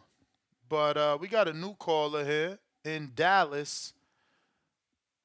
Who's this? Hello? Yo. Mass for the chip, baby. How's it going? What's good? Who's this? Mass for the chip. Oh, Mass for the chip. What it do? Hey, this is way better than Discord, man. I like it. Hey, before I start, Mass, if I go overboard, I'll shoot you the 5.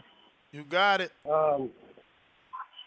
Hey, but before I start talking about boxing, man, Sunday, playoff, game 1, baby, Mavericks, you taking the decisions here.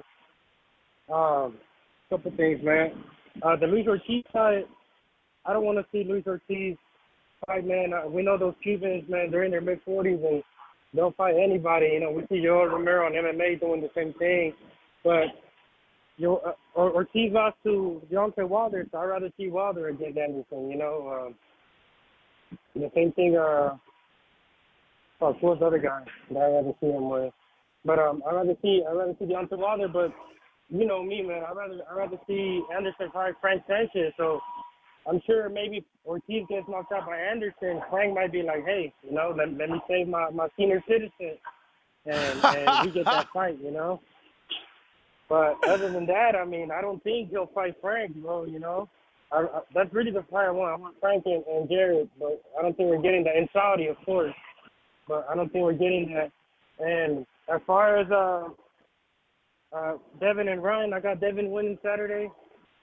Don't ask me about the undercard because I don't know shit about that. Also, on the 140, I would like to. I wanted Devin and Tio for undisputed, but I'd rather get Devin and Tio next, and then get Haney and Pitbull. You know, that way we got for undisputed, we got the best brawler against the best technical guy. You know, I would like to see that.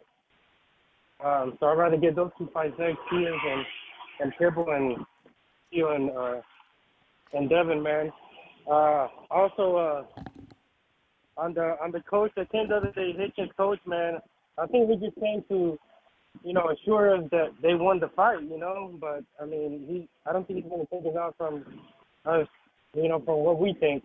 He kept saying, "Go look at the fight, go look at the fight." But, I think that's all he was to come to the show just to ensure that his fighter won. But we know what happened that day. But I think that's all I got right now, Ness. Thank you for bringing me on. But this is my number. All right, champ. I got you. Appreciate you. Let's see here.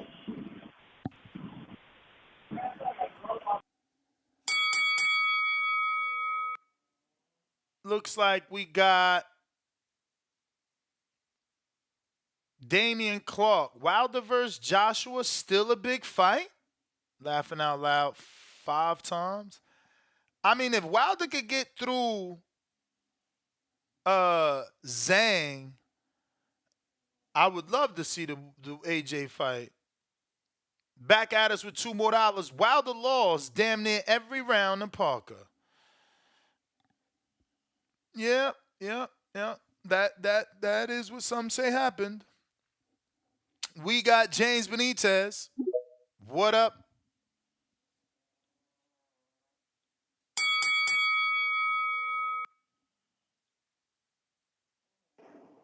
Yo, Ness, you hear me? Mm-hmm. Yo, man. Hey, shout out to you. I know Danny just took off. Shout out to him. I agree with what CYP says, except for him knowing the fact that Luis Ortiz is the age 45. Nobody knows how old he is. I strongly disagree with that. Besides that, Wilder. The only reason why Wilder is the captain of that team is, like you said, because it's a high possibility he can knock out Zhang. But it doesn't mean that he's the best fighter on that team. So that's cap. Like Philip Hergovich is in a tough fight with Daniel Dubois, which we know that fight can go either way.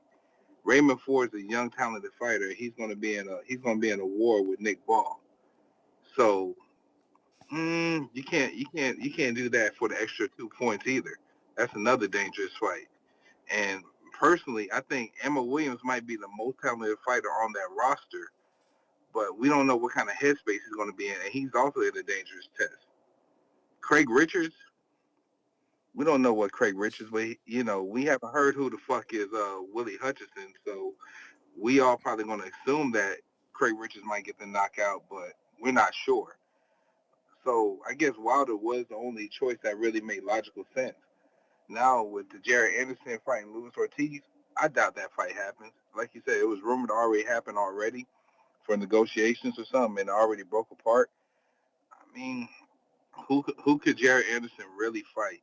He needs to fight somebody with a name, somebody that's going to come in. I mean, it seemed like he really doesn't want no smoke, and they really trying to have him just be on chill until 2026. So he should fight Yui Fury or somebody, or maybe even a Gerald Washington, because he's not going to get in there with no real test like no Justice Hooney or no shit like that. I don't know what direction they're going to go with his career, and we know Devin Haney is also capped with the fact that the Shakur fight would have been the most money. What did he say? He said that would have been the most money he would have ever made in his career, or he said that would have been the most money combined.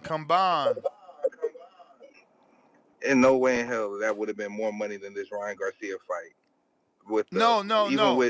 He's saying that Shakur would have made more in the Devin fight than his entire career combined.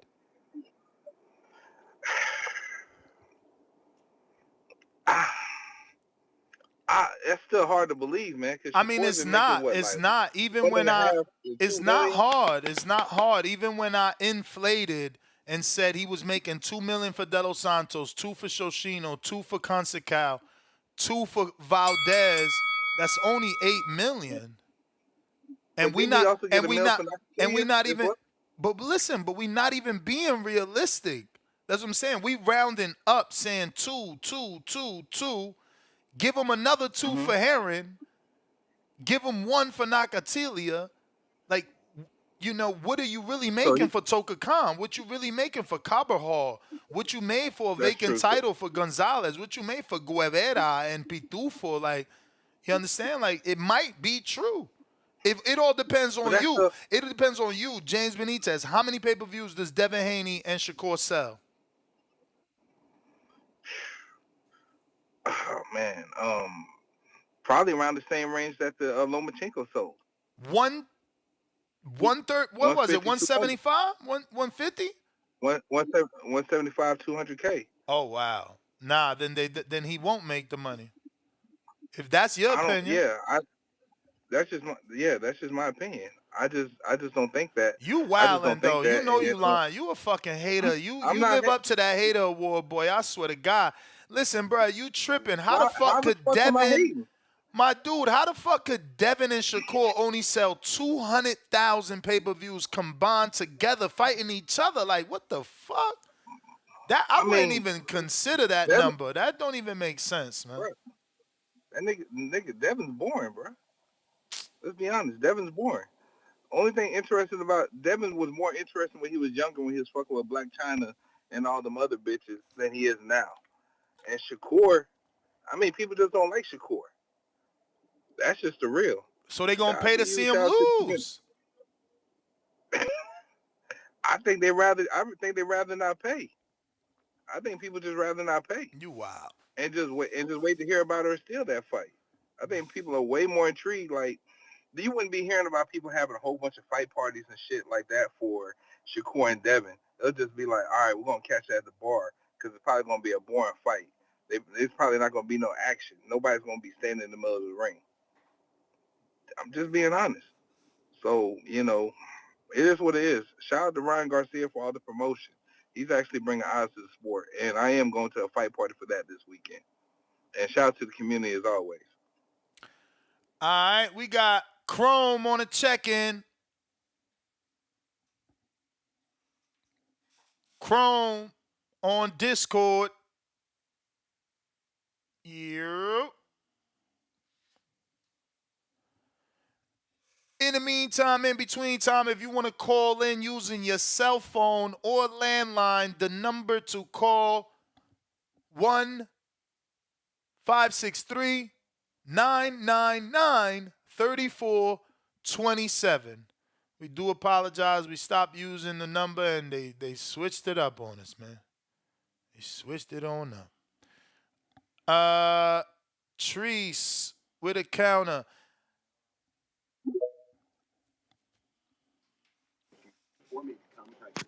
Yo.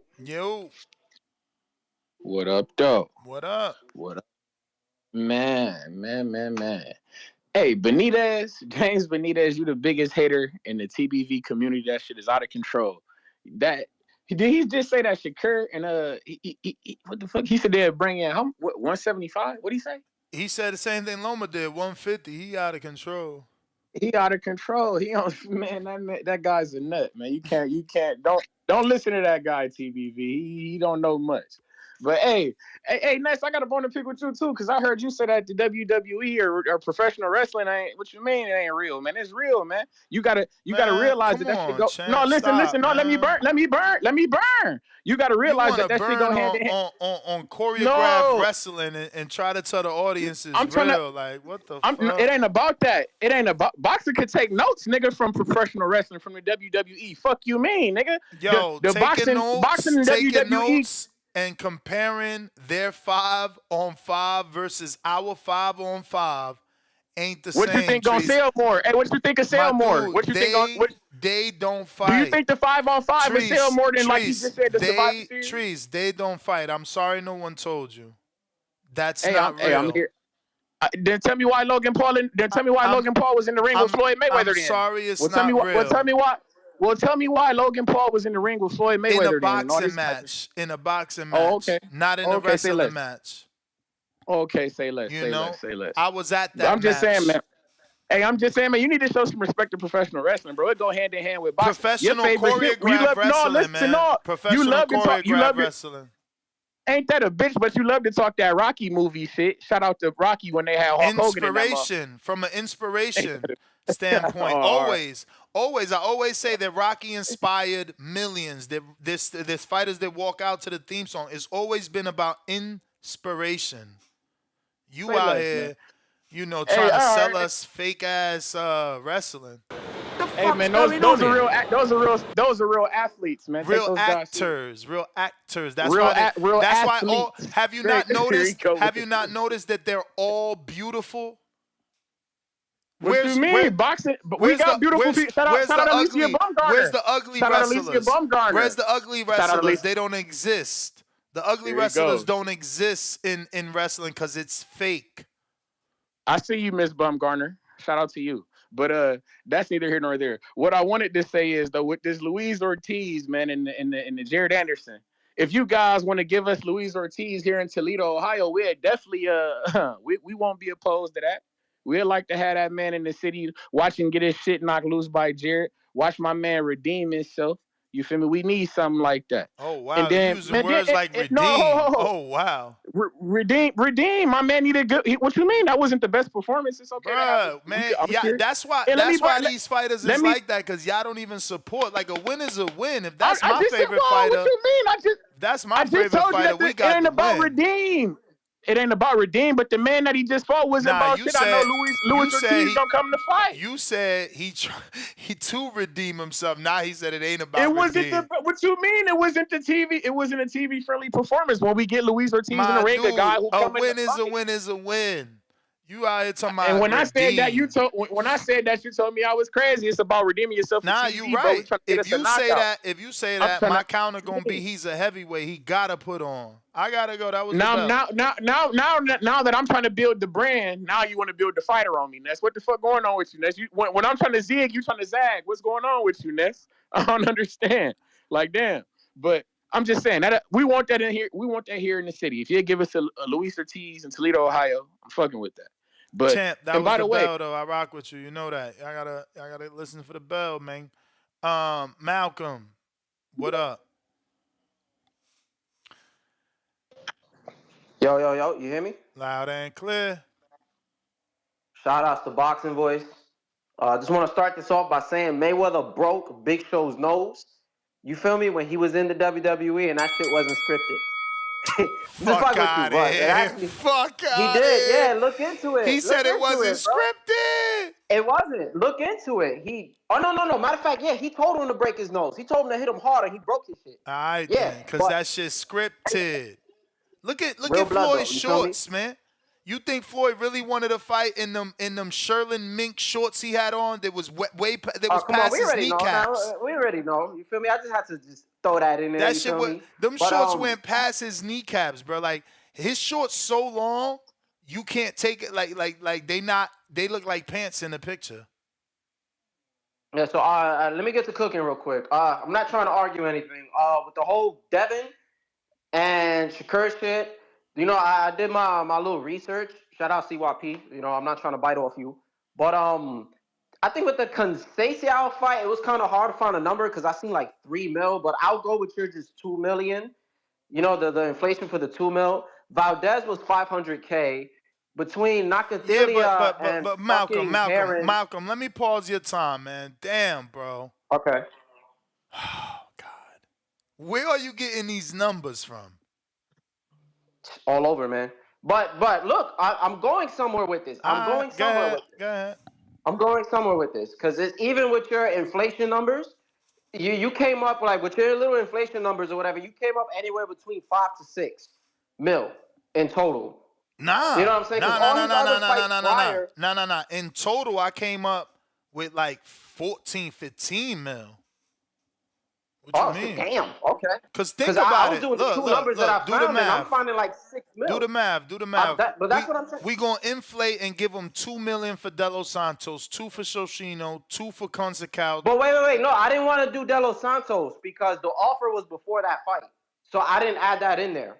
Yeah, you feel me? You right. God damn, you right. You right. Yeah, I'm cooking today. But no. But look, we'll just lower it to something like 7, like just with an even 7 or whatever. Let's give them 2 Shoshino, 2 Conceição, 2 Valdez.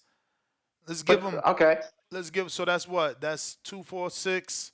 Let's Wait, give are we him. talking guaranteed or are we talking about like back end money? Ain't what back end? He ain't no pay-per-view fighter. Cut it out. Because yeah, it wasn't on pay-per-view. So all right, I was seeing 500, but anyway, For who? if we just go 500 about for who? I think Valdez was like 500K. Bro, there's no way. This is what I said. Where you getting these numbers from? Because think about it. We know for a fact he made like 400, 500 in that first bubble fight. He was the only dude. That was like the headlines. Motherfucker made $500,000 in a bubble fight for a toonie. All right, so either way, if it's like 14, what you're saying, No, but I'm wrong. We never really... I'm wrong. No, because the 14 was including De Los Santos. Plus, I was super inflating. If we do it again, we talking 2 Shoshino, 2 Consecao, 2 Valdez. Let's be generous. Give them 2 Heron. Now we talking 8 million. We do. Wait, could I just finish what I was trying to say? Yeah. I'm not stealing your call. Chill. We give him 1 for the Nakatilia. We talking 9. Right. So wait. 2, 4, 6. Jamel Herring, let's say 1.5. So we talking 7.5. Then Nakatili another 1, 8.5. Bro, them Toka Khan and all that shit, man. I'm putting those at 500 and less, man. So that's what? That's a cool 9. It's like a cool 9. Yeah, I guess you right. You're right. But then you gotta factor in all the other bullshit fights. You gotta factor all the other bullshit fights. So we'll I would say like 11, 12 just to be on a safe side. All right. So we're just gonna go with that. The offer that was going around that they were saying supposedly he would have made 8 mil guaranteed. No. No. Remember that was Antonio Leonard's son jumped on him with a hypothetical. He literally used the word hypothetically, and then everyone on the internet ran with it. What was the guaranteed pot? There was no guarantee. There was no guarantee. It was only a percentage. So it's hard for me to believe, just me personally, it's hard for me to believe that off that fight alone, he would have made that much bread. You get what I'm saying? Like the easy math, Malcolm, you're doing the math wrong. The easy math is, what do you think Devin Haney versus Shakur Stevenson maximum number pay-per-view buys are? That's the math. Okay, so look. Now, I'm not down. I'm going to sound like Jay Benitez.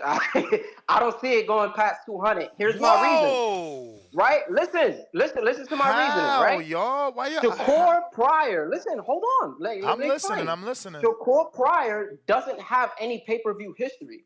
And that's something that he got knocked for. Devin isn't the biggest seller in the world. With Loma, it's 2 different fan bases from 2 different races. You feel me? So there's some kind of, it's not a green print, but there's some kind of print. Yeah, but Mosley Floyd blew up. What you mean? We gotta stop this. But look who they were already. You get what I'm saying? And Shakur and Devin ain't nobody. Shakur and Devin is nobody. No, it popped off more once he started talking shit and declined the offer. Then niggas really started talking shit. I said the same thing. I said the same thing. That it's bigger now, you feel me? Because of the back and forth. Yeah, and he fucked it up with the performance. His last performance kind of fucked it up. But, that's just how I seen it. And when he was talking to Wallow and Gilly, and they were just talking about it, they're like, damn, man, more money than he ever had. Devin's like, shit, nigga, And, he turned in his face. He kind of gave the body language when niggas tell their homeboys they fuck some bitch and they really ain't do it. That's just how I read the body language. Yeah, but I think that's because he's uncertain, because it's hard to know exactly what Shakur was making. But he been there. He know what he got paid for the fights he fought. So he's rounding about just like we rounding about. But there's an argument. There's an argument. And again, in his argument, he's believing in himself. He's believing that a fight where he and Shakur will sell. See, Danny, on the other hand, who we know is a Super Haney fan, said the fight does 650, 700,000 bars. That's kind of. And then that's my bad. I don't want to hold up too much time. Before I get off, with the Jared Anderson shit and Ortiz, I'm cool with it. I don't know if you've peeped. Jared, it's a good name on his resume. That's all I'm going to say. He's going through a lot of personal shit with his baby mom. And his mental hasn't seemed like right. You know what I'm saying? For like the past few months in the interviews I see. So I would like for him to get a nice little victory like that and then just keep pushing forward. But that's it, man. I see you got a guest. Shout out CBV. Champ, you the man. Damn, I'm about to leave that guest on hold for 1 second. If you haven't already hit that thumbs up, go ahead and do so. It's going to help with the visibility of the show. We about to actually get the trainer of Jared Anderson on the show right now. We got Prenis Brewer live in the flesh. What's going on, champ? Appreciate you. No What up? headphones, I see. We getting all that feedback. What You up with it? there? It's loud? Yeah, we good. Can you hear me? Yep. Okay. So how are you, Coach PJ Prenis Brewer? Oh man. First and foremost, congratulations on the performance. You know, Appreciate it. obviously, you know, we as fight fans wanted more, but a win is a win is a win, right? Y'all get to move Um, forward to the next one. yeah, get him move forward to the next one. It was just unfortunate. The opponent didn't even come to do nothing but last 10 rounds. Nah, for sure. I mean, look, you and I had a conversation off air, and it's like I told my audience, I put the blame on Jared because he's the A side, and I felt like that dude didn't have any legs. Like he wasn't a Keith Thurman or Shakur Stevenson or fuck anybody with good legs. Like he was literally right there waiting for Jared to hit him, and it just felt like Jared was concerned with the counterpunch. What's your thoughts?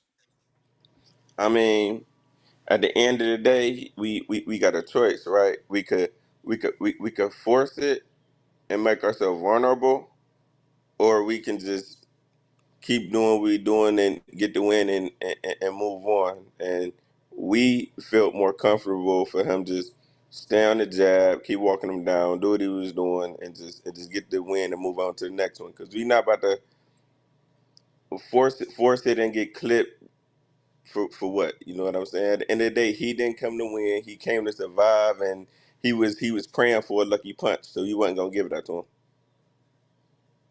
Have you watched the fight back now? Yeah, I Since watched then? it. Yeah, I watched it. What would you say you would like to work on with Jared whenever the next camp starts or whenever you guys are back in the gym together?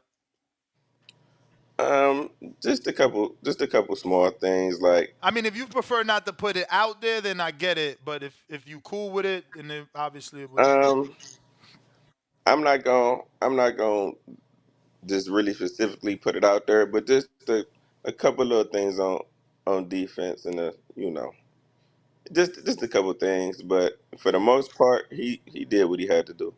So obviously, the one thing that we all noticed and that the telecast kept pointing out was the pulling straight back.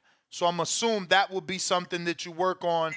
And as a trainer, what do you tell your fighter when he's pulling straight back, and how do you stop him from doing it? Is it just simply to pivot versus going back? Yeah, just give him more options other than to pull it back. That's all. Just give him What more what what options. are those options? I mean, I'm Um, only saying pivot. That's all. What else? What else um, can I do? Half step back to create space. Just be comfortable enough and confident in your defense just to sit and block the shot. It's just a couple of things. And for real, just everything is situational. So we just got to drill it in with reps. That's all. You said you got to drill it in. So do you use simulated sparring? Like maybe tell your fighter to go in the corner and then have the sparring partner do a specific thing, or do you have are most of are all the sparring sessions just free for alls where they just working? They just go. They Okay. just working, but it come with constant reminders and also pad work. Like when I'm on a pad work, I'm trying to simulate real situations. You know what I'm saying? I'm throwing heat back too sometimes. So just reps and reps and reps. You got to just keep doing things to make something a habit, to make something stick. We seen him fight many rounds in Southpaw this fight, and he looked just as good as he did in the Orthodox as he did in Southpaw. Um, was that a surprise to you?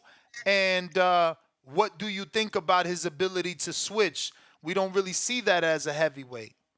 Um, when I first got there, shout out to my boy Teray Diesel. He was like he been southpaw the whole camp. He was like, so he gonna train this camp softball. So I'm like, all right, bet. But it was surprising. I'm like, yo, like, cause sometimes he switch, he'll stay for like a round or two, but he was really left-handed the entire time. I'm like his talent is through the roof. Like his talent and his ability is through the roof. Like once he just tighten up on a couple things, though, I don't see nobody being able to beat him. I don't think the heavyweight division ain't really seen nobody that can move like him in a very, very long time. So he got the potential. Like he's going to be a superstar for sure, and a world champion. I've gotten to see him train. What's your thoughts on how he trains? I feel like, he He works trains hard. like a welterweight. Yeah, and he works hard. He works hard. He don't complain. Um, yeah, he do. He move like he just move like a little dude. He train like a little dude. Like he not lazy. Like he different. He a different Yeah. breed of a heavyweight. I promise you. Like you Yeah, said, nah, you got to see him train before. Like I know you nah, see it. dude. Like I yo, mean, I've seen him spawn with ankle weights. I've seen him do 200 double jump ropes in a row. He's really like all go in the gym. He's not playing. And I've been in there with a lot of people. I've seen people, take time off on the bag, and you know, I know when you going hard and when you not, man. And he goes hard for sure. He's yeah. always in good shape, is what it looks like, and from what I've been able to see. But what most impressed you? Not just Um, about the fight. First, what impressed you most? His performance, and what impressed you most watching him train? as far as his performance, that sometimes he usually, he'd get bored. But this fight, even though dude was just running trying to survive, he stayed locked in. He stayed locked in. He stayed listening to the corner. So that's why I'm like, okay, so he listens. So that's a good thing. And far as in the gym, what surprised me, just his ability, man. Like he's so athletic, his hand speed. I'm like he is really a smart fighter in a big man body. You know what I'm saying? And the thing is about him that he don't got no fat on him. He's just a big dude. So he carried the weight well. He got fast hands, his reflexes. Like he nice, man. Like I was surprised. Period. When I got I knew he was. Everybody knows he's good. Everybody know his potential is through the roof, but actually getting to stand behind the mitts to see the hand speed, the quick reflexes, you know what I'm saying? If he want to, he put his hands down, be slick like Roy, like he a sight to see.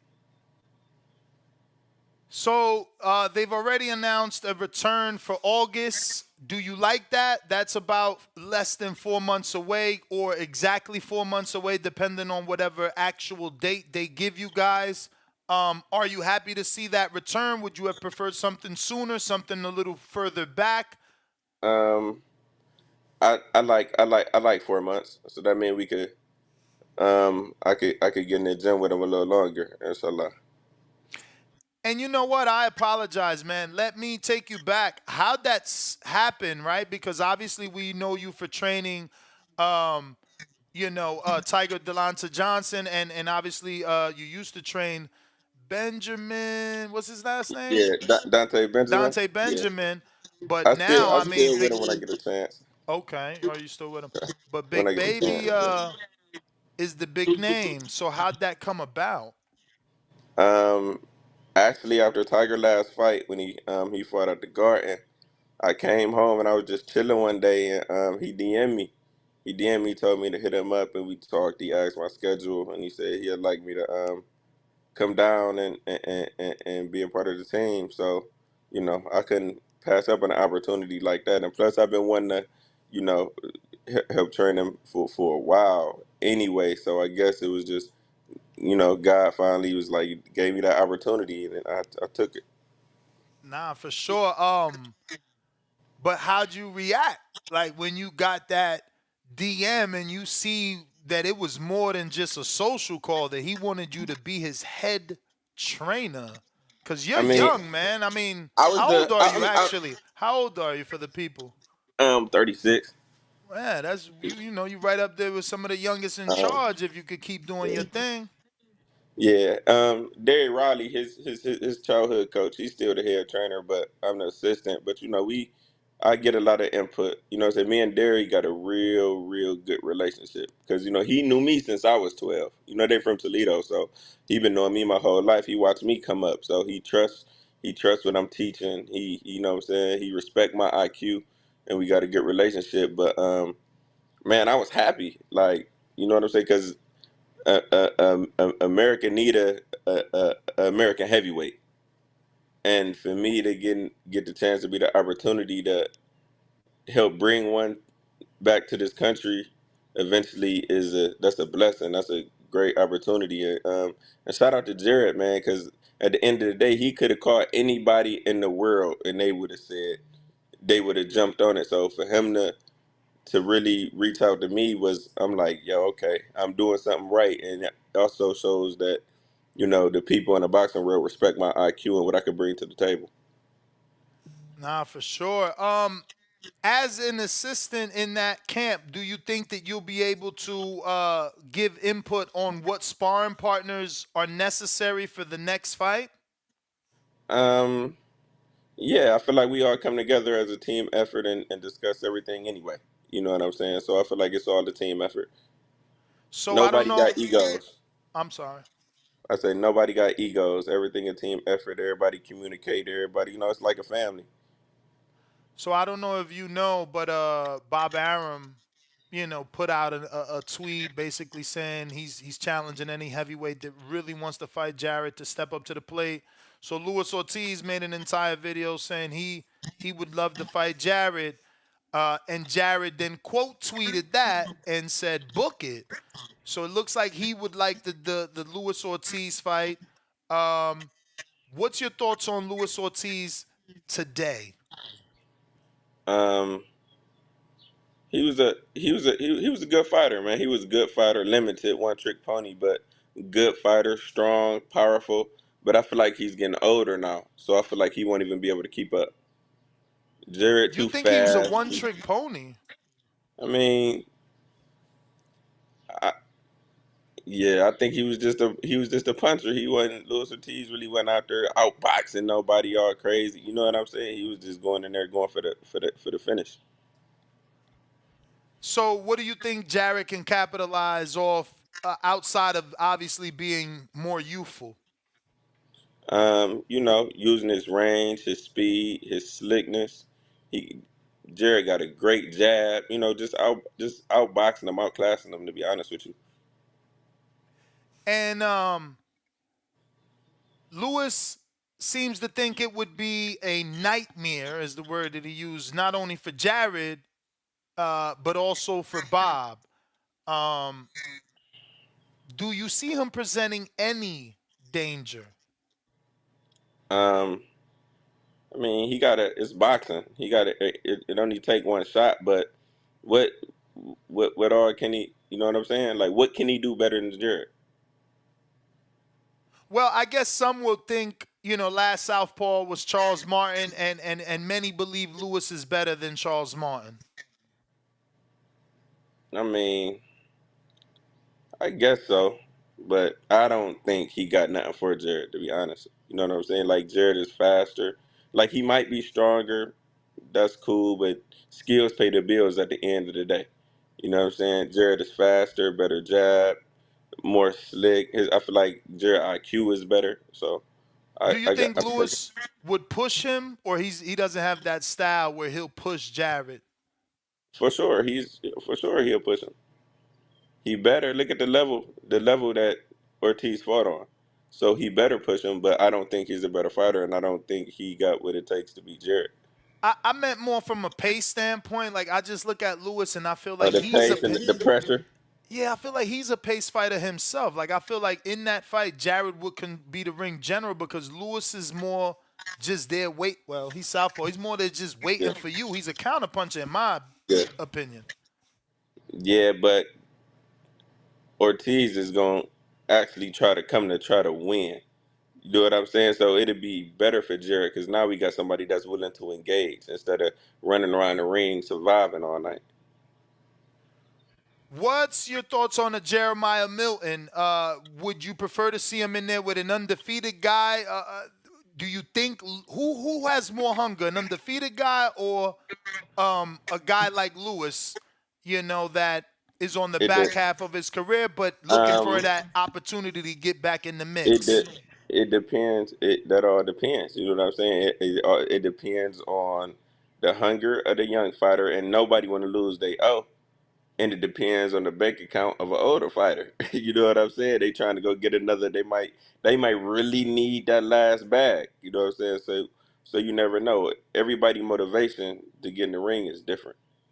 So I really don't know who has the more hunger. But I mean, one might have a hunger to put another plate of food on their table, and then the other they trying to get to that plate. You know what I'm saying? So you never know. It depends where they at mentally, but. Um, I It don't really matter what heavyweight that Jared go up against because he could compete with any last one of them and beat any last one of them with a great training camp and a great game plan. Few questions from the people. I got Carrie G in South Carolina who says, "How are you, Coach? In some of Jared's past performances, there has been criticism about him jumping straight back while defending. Have you heard and addressed this in recent training camp?" Um, yes, I have, but everything is a work in progress. You know what I'm saying? Rome wasn't built in one day, so every camp we gonna get better. We gonna keep being sharper on defensively and offensively. I got Octo that says, "Greetings, Coach. In your opinion, what do you think separates you from other trainers in the industry?" Good question. That was a banger, wasn't it? Um, I don't. It's a good question. What separates me? I mean, I would. I don't know because it's a lot of fighters who competed. It's a lot of fighters who also retired with good records. But I, the way I approach the game and the way I'm able to communicate, I feel like what sets me apart. The way I could break things down to my fighters, and I'm younger, so I can relate on a different type of level. And plus, I was just in the ring getting busy about 5 years ago, so I was recently competing, and just by me being younger, the bond between me and fighters are a little different. For sure, for sure. And it definitely, I think that's important because if you don't have communication on fight night, how is that fighter going to be able to receive what you're trying to tell them? You guys already have to have good chemistry and good communication before the fight happens. I got Treese in Toledo, Ohio that says Cassius Chaney would be a good fight for us. And what are the main differences working with lighter Tiger and heavier Jarrett fighters? I would assume you can't train a heavyweight like you train a lightweight, or can you? The crazy part is Jarrett trains like a smaller fighter, but when we on the mid sometimes, Jarrett hands is so fast that sometimes I forget that he a heavyweight and I be moving a little bit too fast and I be like, oh, he'll tell you like, bruh, I'm a heavyweight. I'm like, well, this that shit coming fast, bruh, my bad. You know what I'm saying? So sometimes with the mitts, I be forgetting that he's so big and I be running the combinations off a little faster than I should. So I had to adjust to that, but it's the same thing. It's the same thing with Jared, man. He worked hard just like a small because everything a small guy could do, he could do. He could run fast. His agility is just as good as a smaller fighter. His hand speed just as fast. You know what I'm saying? So it's really the same for him. And plus he be on go mode when he in the gym. When he gonna go. So nothing really different. And the first part was, what did you think of Cassius Chaney as a potential opponent? Um, like I said before, it don't really matter who they put in front of us at the end of the day. We gonna be prepared and we gonna get the win. I got James in Atlanta that said, "What's up, Coach? I don't want to be made out to be a liar, but for years I say Jared beats Wilder. That right hand of Wilder I feel is non-existent, but those hammer punches you need to watch out for. What rounds does Jared stop him when they fight?" Um, What round? You want the exact round? That's what he 7. want. Damn, in 6 or 7. 7? 6 or 7. Holy smokes. All right. That's pretty quick. That's pretty quick. What would be why do you think that fight would play out that rapidly For Jarrett, for Jarrett? um, in my opinion, no knocks to Wilder. You know what I'm saying? He one of the hardest punchers to ever live, but he don't got no legs no more, man. He don't got no legs no more. I don't even see You him think keeping that. Zhang beats him? Because that fight got announced yesterday officially. He got to fight the Big Bang Zhang. But It's Zhang, remember, possible. Zhang's old. Zhang's Yeah, probably they 40. both. I feel like it's who hit who first. Hmm. You know what I'm saying? But who land the good one first? Well, those are all the questions, Coach. Let everybody know where they can find you. My Instagram is Prenis.Jr. PRENICE.JR. That's Actually, on before I let you go, Tiger's back June 8th, I'm hearing. On the May. on the Xander undercard. Shushu's on that card. I think Antonio Dominguez is on that card. Uh, who else? Who else? I This think one Jahad Tucker. Jahad Tucker's on that card. So and that's June 8th. So when are you guys already in camp, you and Tiger? When's that Yeah, start? we already in camp. Tiger actually flew in to Texas like 2 weeks ago. Okay. So Oh, we so you're still in Texas. no, I'm back. I'm back home now. But he came to Texas and started Oh, to training be already. okay, to be And out now there and with you. now and now we back home. Bet. And anything else cooking? Any other prospects? Any other amateurs we need Um, to be watching out for? Anything else you working on? uh, hopefully news for Dante for Tizzy Benjamin coming up soon, but not really. All right, champ. Keep killing it, coach. You're doing your I thing, man. appreciate you. All right. There you have it, ladies and gentlemen. The newest assistant trainer with Jared Anderson, Coach Prenis Brewer, also the trainer of Tiger Johnson.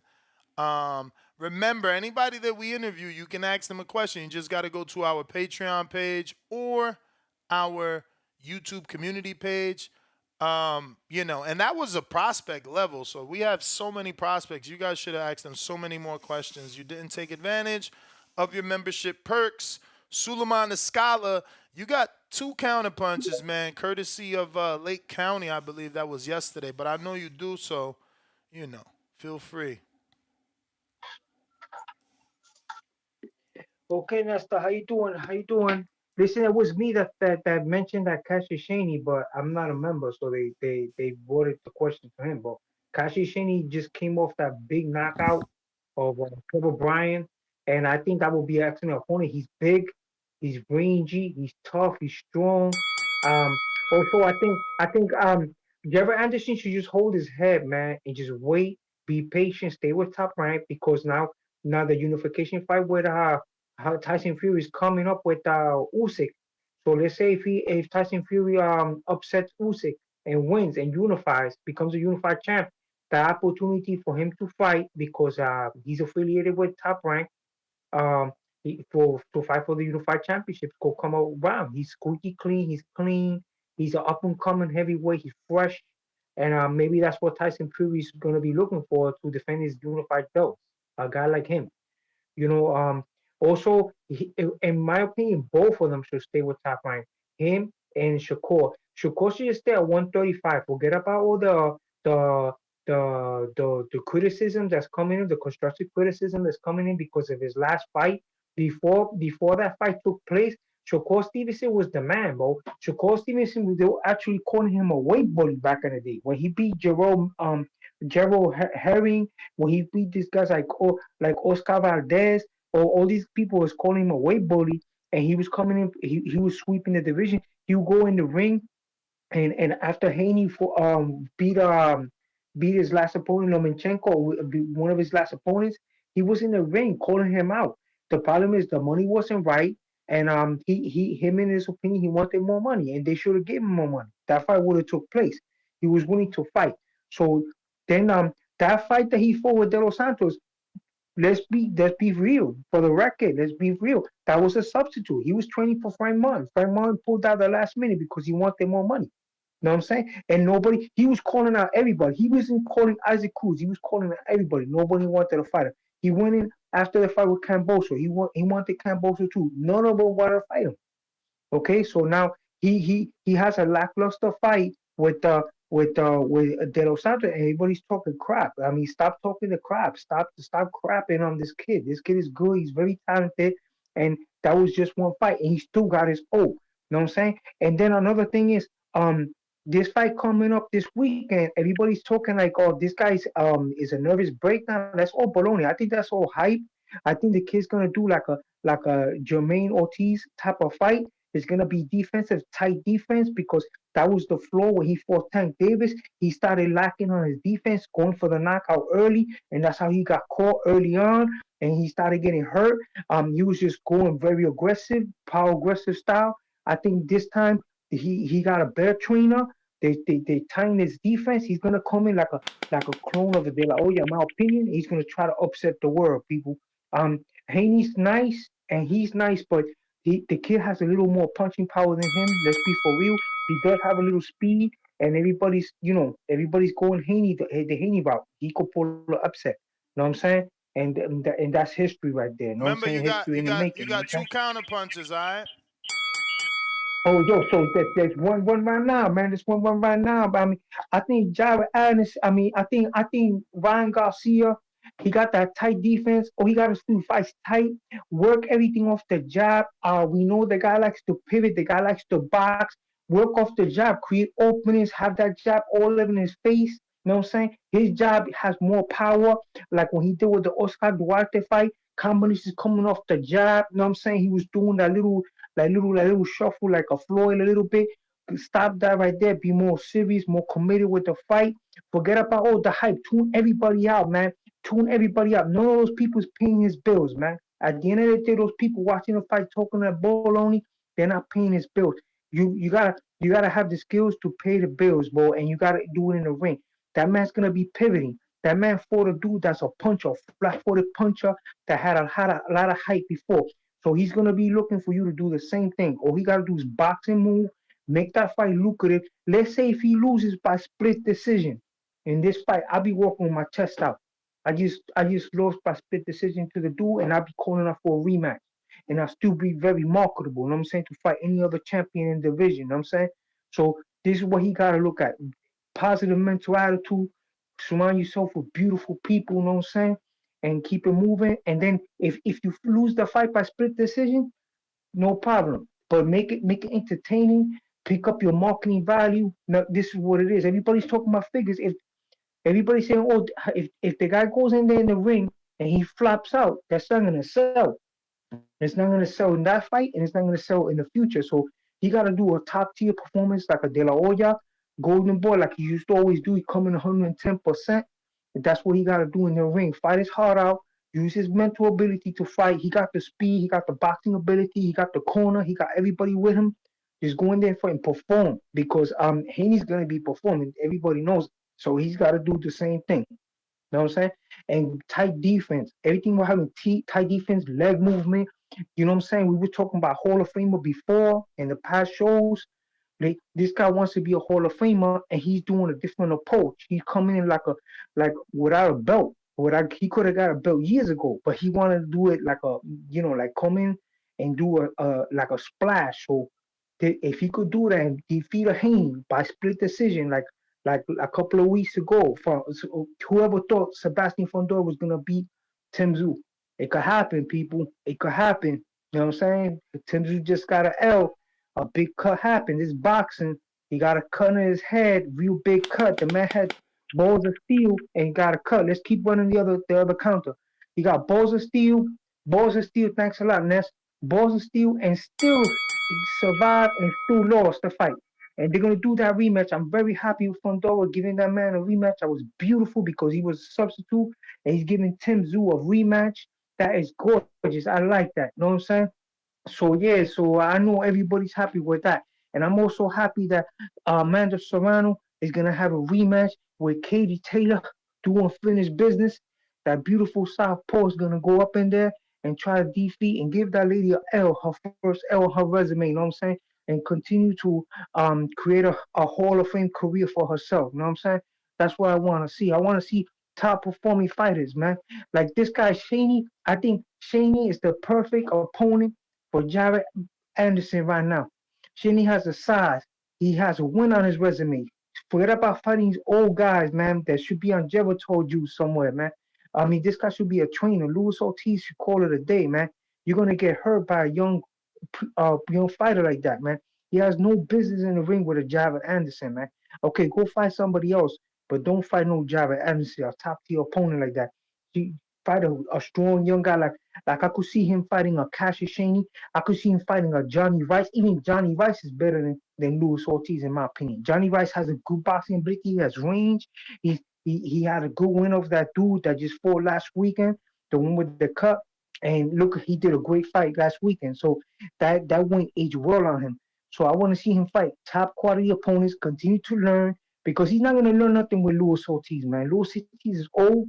If you're gonna put him with an ex-champ, put him with Andy Ruiz Jr. Andy Ruiz Jr. a beautiful opponent for him because he got the speed in the hands. He was an ex unified champ, still fresh, looking for a opportunity. He's affiliated with Top Rank. That would be a great opponent for Javid Big Baby Anderson. You know what I'm saying? A guy like Andy Ruiz Jr. who upset the world. You know what I'm saying? And you could use that fight as a barometer fight for the future fight with this guy, with Joshua. You know what I'm saying? Because everybody wants to see Jared with Joshua in their ring, man. That would be a great fight. You know what I'm saying? So he should stay with Top Rank. Shakur, stay with Top Rank. Hold your head, be patient. Stay at 135. Forget about 140 right now, man. You could sweep that whole division at 135 because I got a feeling Tank Davis moving up. So he could be undisputed, do this, continue the legacy, get all those belts, and then after that, once you're undisputed, you clear the 135, go up, because you got the Lomachenko, you got Camboso, you got all those dudes at 135. You got the other dude, the one that just beat Maxie Hughes, William Cepeda. You got all those dudes at 135. He got no business at 140 right now, unless they giving him like a boatload of money. You know what I'm saying? Yo, Ness, thanks a lot for having me on, man. I hear Danny's going to Empire State Building. That's close to my job, man. But I don't know what hotel he's staying at, but I wouldn't mind seeing him in person, man, because he's close to me where I work. You know what I'm saying? Yo, thanks a lot for having me on, Nestor. All right, You're the you the greatest, bro. champ. You the champ. Yeah, I don't. I mean, look, this is crazy. I have no clue what's going on, but I just sent a screenshot via my cell phone of the YouTube. Um, like I said before, it is not my fault, nor am I required to refresh. I literally said that this morning. It is your job to go to the community page and ask these fighters questions. If you do it last minute during the interview, I don't have any control when YouTube publishes that comment for me to be able to read it to that person. Like, I'm literally still refreshing the Coach Prenis Brewer post, and I don't see a secondary comment. Only Kerry G's comment from 11 hours ago. You know, it shows you that. And I'm going to screen share, not only screenshot, which I sent to the individual to this, Swizz, I'm doing this on purpose. Right? But now I'm literally screen sharing in real time the community posts. Now I'm going to refresh in real time. You're watching it refresh in real time and still only show one comment. So, you know, your comment is lost somewhere in a world where you edited it, because you did edit. The screenshot he sent me shows that he edited his comment, which means you probably are still in edit mode somewhere in limbo. But again, y'all got to do this with Tom, because while I'm conducting the interview, I'm not really looking to refresh. I got the pages opened. I'm having my interview. I go to the page. I get to those questions, or I have those questions there. If the interview's going still, I could pop into one question, come back, to try and keep the interview fresh with something of my own. But it's never personal. Y'all taking this shit way too serious. You know what I'm saying? You just have to do your question in a timely fashion. Obviously, doing it while the trainer or guest is on is not a good time. It's not the right time because it still ain't showing up.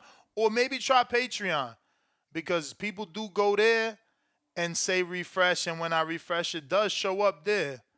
James Benitez actually put his question, today, and it showed up. But again, it's never personal, bro. This is my livelihood. Why do I want to make enemies with the audience that's keeping me live? Like, you know what I'm saying? Like, I want you to have 3 questions there. You just got to put them in time. Chrome, what up? Shit, Yo, I the next you can. literally dropped the fucking price. Let's be real. Like, I'm letting y'all ask questions for $3 goddamn dollars. Like, I'm expecting, and that's because I want the guests to feel special and hear 20 questions from 20 different states and cities. But y'all, that's why every day you hear me go to the page, because I want the guests to feel good. But go ahead, Chrome. I said you can hear me, Ness? Sure do. Oh, yeah, it's been a minute. I was calling on Shakur Haney topic. I mean, I might make some people mad, but I mean, everybody's saying like it's guaranteed Shakur gonna make more than he made in his career. I just don't get it because it's not like, and I like Devin Haney. It ain't like he got a track record where like if he do a pay-per-view, he gonna do 300,000 or 400,000. I mean, if they was to fight, I don't think what Danny think. I don't think it's maybe not gonna do 650. That's probably good. I think it'll do 350, 400. But even if it do that, I don't want 25% because of the fact of it's not proving that it's all on you. And I feel like with the way Shakur talk shit, and I'm not comparing him to Floyd, but like, he got his fans and you got a lot of people that just feel like he cocky as fuck and they want to see his ass lose. They want to see him humbled. So I feel like the fight would do numbers. I mean, what number he though? necessarily. That's why I said I think the fight probably do like 350 to 400. But you talking on the split? I can see a 60-40 split because Devin was undisputed. I mean, No, I'm but talking 25. pay-per-view buys. I'm talking pay-per-view buys. I think it'll do like 354. That's just like a rough estimate. I think it could do more, but like they say, it's a lot of people who gonna steal the fight anyway. But yeah, they I gonna feel need like at least 700. huh? They gonna need at least 700, 650 to make sure that Shakur make more. Make more than he's made combined. They gonna need a lot of numbers. Yeah, They gonna need yeah. 600, That's what I was thinking. That's 750,000 what I'm thinking buys. too. This gonna have to be a lot. And this, Shakur never been on pay-per-view. And Devin Haney, he's not like, it's not like proven like if he just announced a fight, he gonna do 400,000 just automatically. I mean, so I somewhat get why he wouldn't take the 25%. I mean, he should have negotiated the fight.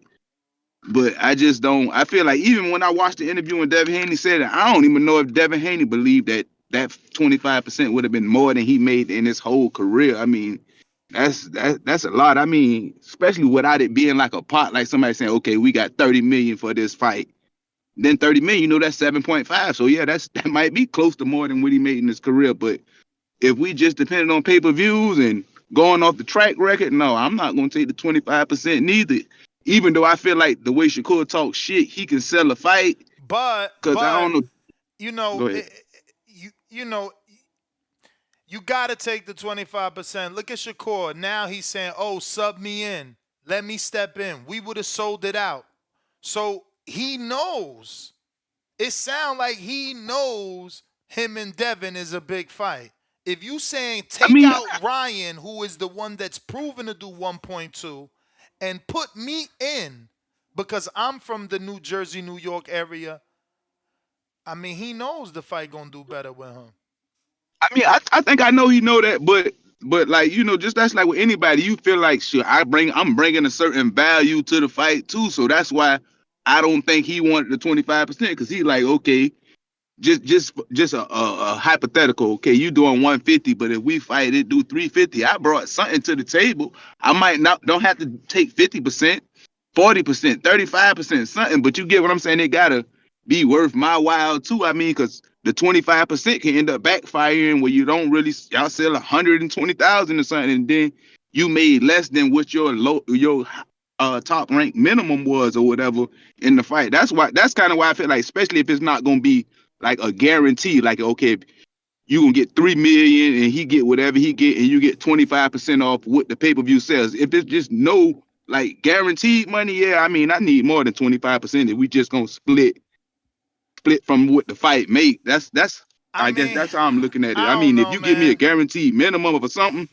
then I can see the 25%. If you're telling me, okay, you guaranteed 2 million and 25% of what we sell, but why do we need why do we need to guarantee you anything if I'm also taking a percentage, and if we don't sell, neither one of us making what we guaranteed to make? Like, I mean, but you taking 75% and I'm taking 25% of you get what I'm saying? Like, and guess say what? the fight make. And guess what?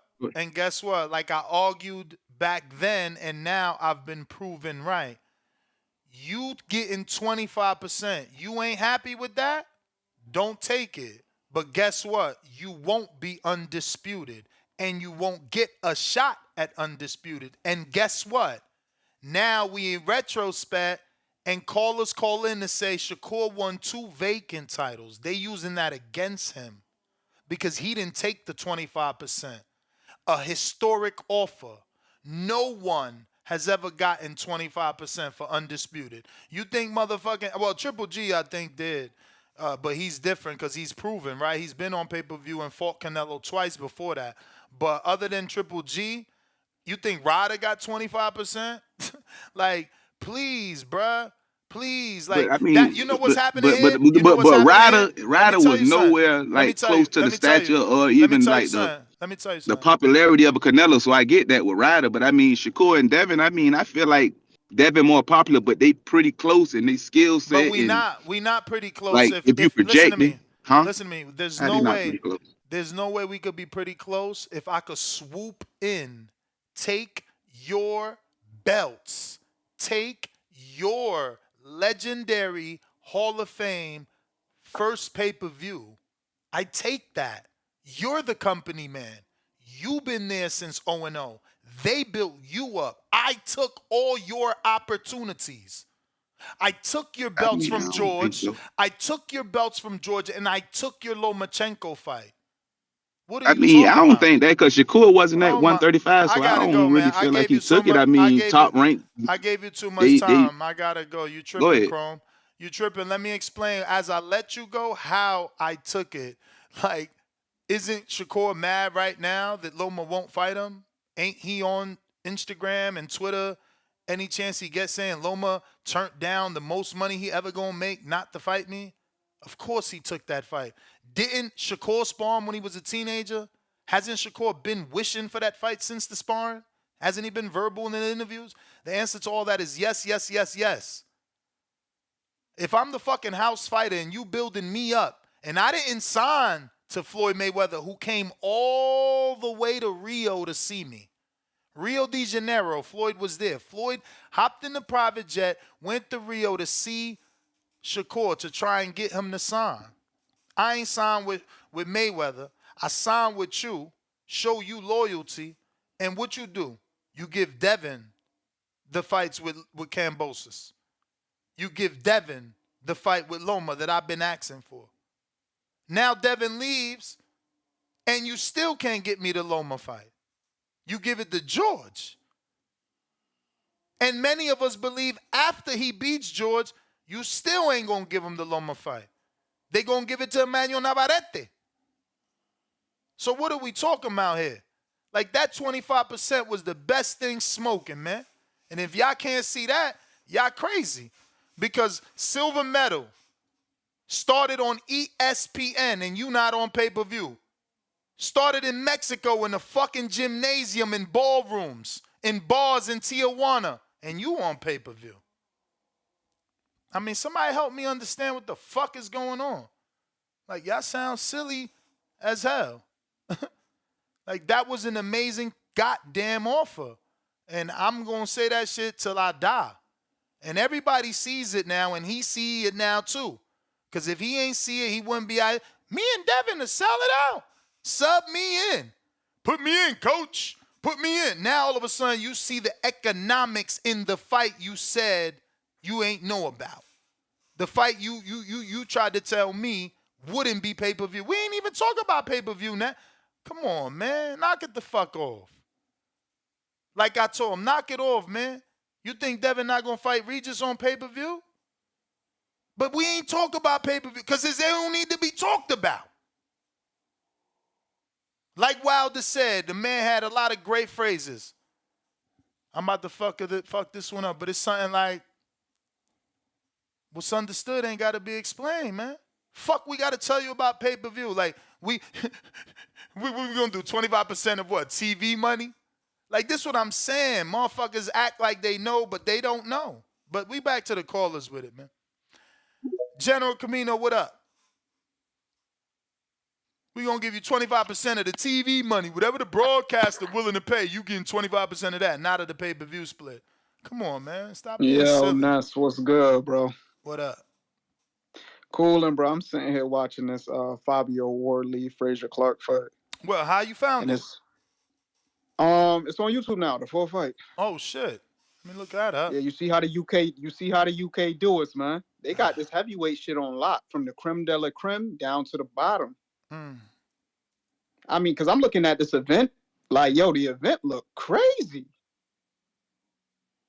The event looked crazy. Like, this is how you do your heavyweights, bro. Even if they not at the top. The titles is tied up, but at least you get your heavyweights in the ring and quality good fights. But yeah, bro, speaking of them two, I would love to see Jared Anderson fight one of them. I mean, I've seen plenty of interviews where Jared Anderson talk about he don't want to be in the game too long. He want to get in, get his bag, get his accolades, and get out. So he need to expedite his shit. You know, we sitting here talking about how, you know, Jared, he's athletic, he's fast, he's quick, he's twitchy, skills pay the bills. Oh, shit, they had my man. The ring announcer. Need to get him in some fights. Sorry. We interviewed that ring announcer. I forgot his name. Fuck. Big Mo, right? Some shit like that. Now I'm watching the fight now that you recommended it. I didn't know it was on YouTube. I'd have been watched this shit. Oh, shit. Yeah, Frazier Clark, a good-ass fight. Frazier Clark body looked better than what I thought. I thought he had a little sloppy man body. Yeah, yo, these some good heavyweights right here. I told y'all Fabio Wardley was good, man. I told y'all Fabio Wardley was good, but I heard Clark won in most people's eyes, so I'm gonna watch it. I'm watching it right now. Clark bloodied him up a little bit, but what I will say is even after Clark bloodied him up, Fabio Wardley, he showed he had some grit. I mean, he was still bobbing and weaving, ducking, you know, staying in the pocket. One of these two dudes, I want to see against Jared. If he ready to take that next step, take a fucking flight out to the UK and handle business. We got to see something like, I mean, I don't know that they're gonna do that. Believe me, I've been the only one campaigning for Fabio Wardley to fight Jared because of his agility. But those fights don't help his U.S. profile. They're trying to make him a U.S. American heavyweight and an American draw. You know, a pay-per-view star. That international help isn't needed just yet. And think about it. In their eyes, they could get him all that if they keep grooming him, and then the last fight is Tyson Fury. There goes your international. There goes your UK. But that's always been their plan. I feel you. In the meantime, though, like that growing process that I think they trying to do, I don't think is working out too well. Because he's not getting in the spotlight enough, and the opponents that they're picking for him, they're not quality enough. I'll be honest with you, bro. This last dude he fought, he looked like a quality opponent, but I ain't never heard of him, bro. I ain't never seen him fight. But that don't mean he ain't quality. That don't mean he ain't quality. First of all, dude was a world champ. I did expect Jared to knock him out because I think highly of Jared, and because that man was knocked out by Kevin Lerena, who was knocked out by Dubois. But look, we all say it on this show and in conversations at the water cooler.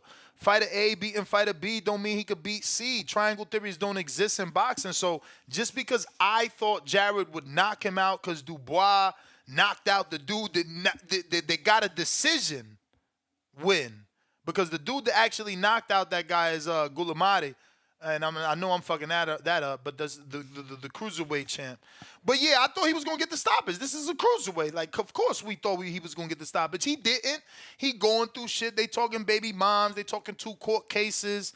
You know, let's see. The thing that I don't like is it's hard to give you sympathy, right? Like, people want me to give you sympathy and say, yo, he going through shit. He going through shit with his baby mom. He's going through shit with the court cases. So then why are you coming out with 3 Hellcats and your outfit is a smack in the face to the courts? Because it's like, I went on a high-speed chase. I'm a fucking race car driver. I come out to my fight. I'm a fucking race car driver. Like, bro, I see the subliminal. I don't give a fuck. You feel me? But yeah, and I hear you. It's hard shit. to ask for sympathy when you out here mocking or playing up the case. Like, you went on a high-speed chase and now you coming into the ring as a fucking race car driver, and the race car happens to be the Hellcat that you was in like, this shit is all weird. It's like, yo, that's funny. I gotta, you know what that reminds but I me get of, it. I'm grown, they young. You know, we think differently. I was wild. I did dumb shit when I was young, so I get it, man. But you know, I was never in an opportunity to change my life, my family's life, my family's life. Like, he becomes the heavyweight champion of the world, he changes the entire, like, trajectory of his family name. Like, you know, when we put in certain situations, we gotta rise to the occasion, man. Not, I don't know. Look, I don't want to be an old man, you know what I'm saying? But seeing that was weird to me, because it's like, I'm a dude that I want a second chance if I fuck up. I'm not trying to. You know what that remind me of, though?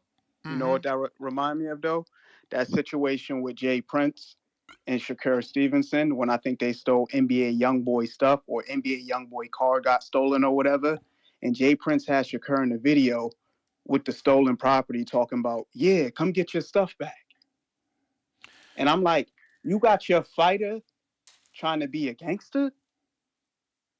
Yeah, I don't know. And Big Baby got a Rap-A-Lot record tattoo on his chest. Like, these, I don't know. Look, I'm not trying to cross no lines, because if that's all I say, if they man. going that hard, These kids I ain't trying to be on the opposite the way side. they should be. These kids ain't focused on boxing the way they should be, and it shows. Because what we get in the ring, what we get for matchups, I'm going to be honest, half of it is bullshit. A large majority of it is bullshit. We got to get the game switched up. Like, boxing is I mean, listen, we've been saying that, like, fights. Look at the UK, like Fabio Wardley and Fraser Clark, they went at it. That means that Jared and Ajagba should have went at it. Jared and Torres should have went at it. Like, but we don't get that in America, bro. Like, we've been getting that in the UK, yo. Billy Joe, I forget who he fought. Is it DeGale or some shit, or DeGale? Like, these dudes fight young all the time. This shit is mad sad that we be on some bullshit over here. Like, look, Hamza Shariz, they throwing him right in. He got like 15 fights. Go fight Ammo, motherfucker. We ain't got no time to waste. How many fights did Dubois have compared to Wilder? Look at Dubois' last 4 fights. Yeah, they got him work. They got him, like, even that Usyk fight that they got him. That was some good work right there. Bruh, they did right by these, him. Like, the UK don't play, man. Some divisions, I guess they do. I ain't gonna front, but, like, they fight each other domestically. We don't, man. We don't. Like, this is the point. Look, Devin and Tank ain't gonna happen till the money's right. Shakur and Devin ain't gonna happen till the money's right. You know, T.O. and Devin still ain't happening because the money ain't right. Domestically, those fights would have been happening in the UK. Why? Because the audience over there is better than us. You know, Devin and Shakur would have fought Last year, that shit would have did 30,000 people, you know. Look at Kelbrook. He doing 30,000 versus anybody in Sheffield. We don't do that. Well, Warrington doing 20-something thousand versus anybody in Leeds.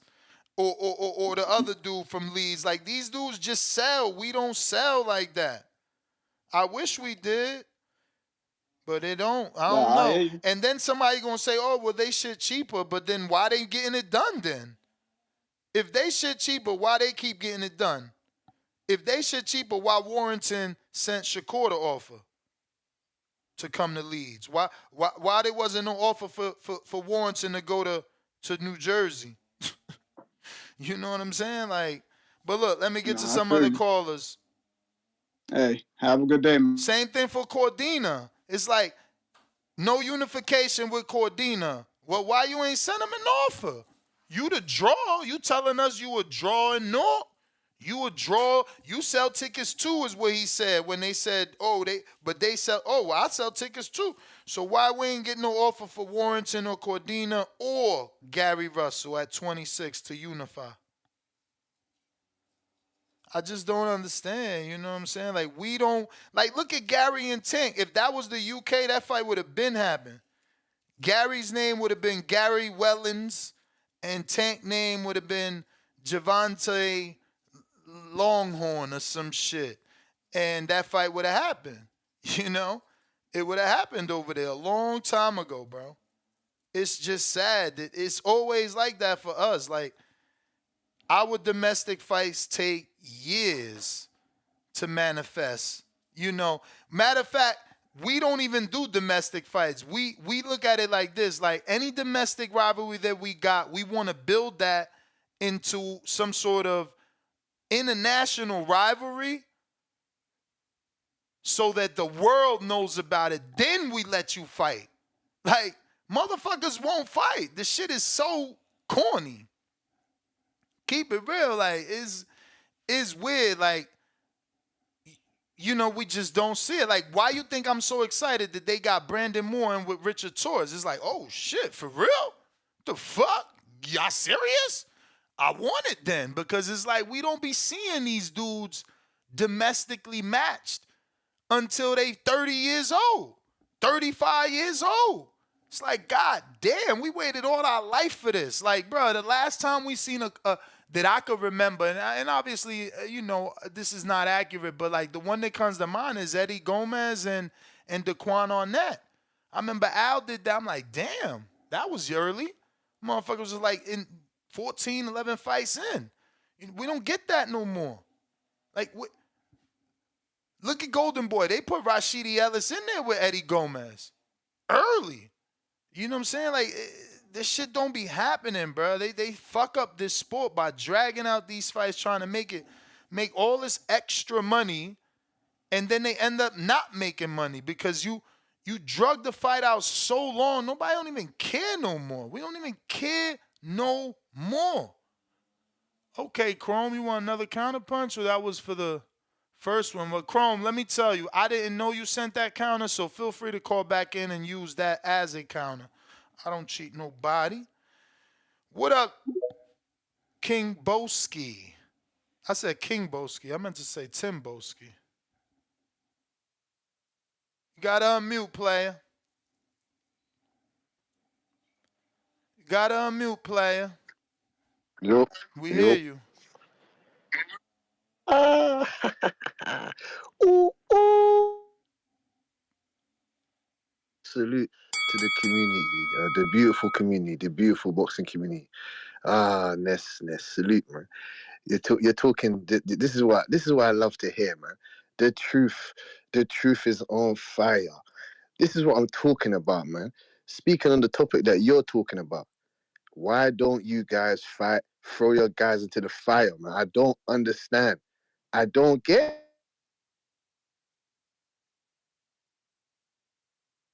Well, you got a call, but I'm telling you why, bro. Because they want to make everything a big fight. It's not. They know. Tank fight at least one of these four motherfuckers. Keo, Loma, one of these guys, man. Keo should have fought Devin. Shakur should have fought. Why don't we get this stuff, man? We put our guys in the line of fire. They lose, fair enough. They step up to the plate. They're not most probably the most skilled. Okay, cool. But they give us tough fights. Tough fights.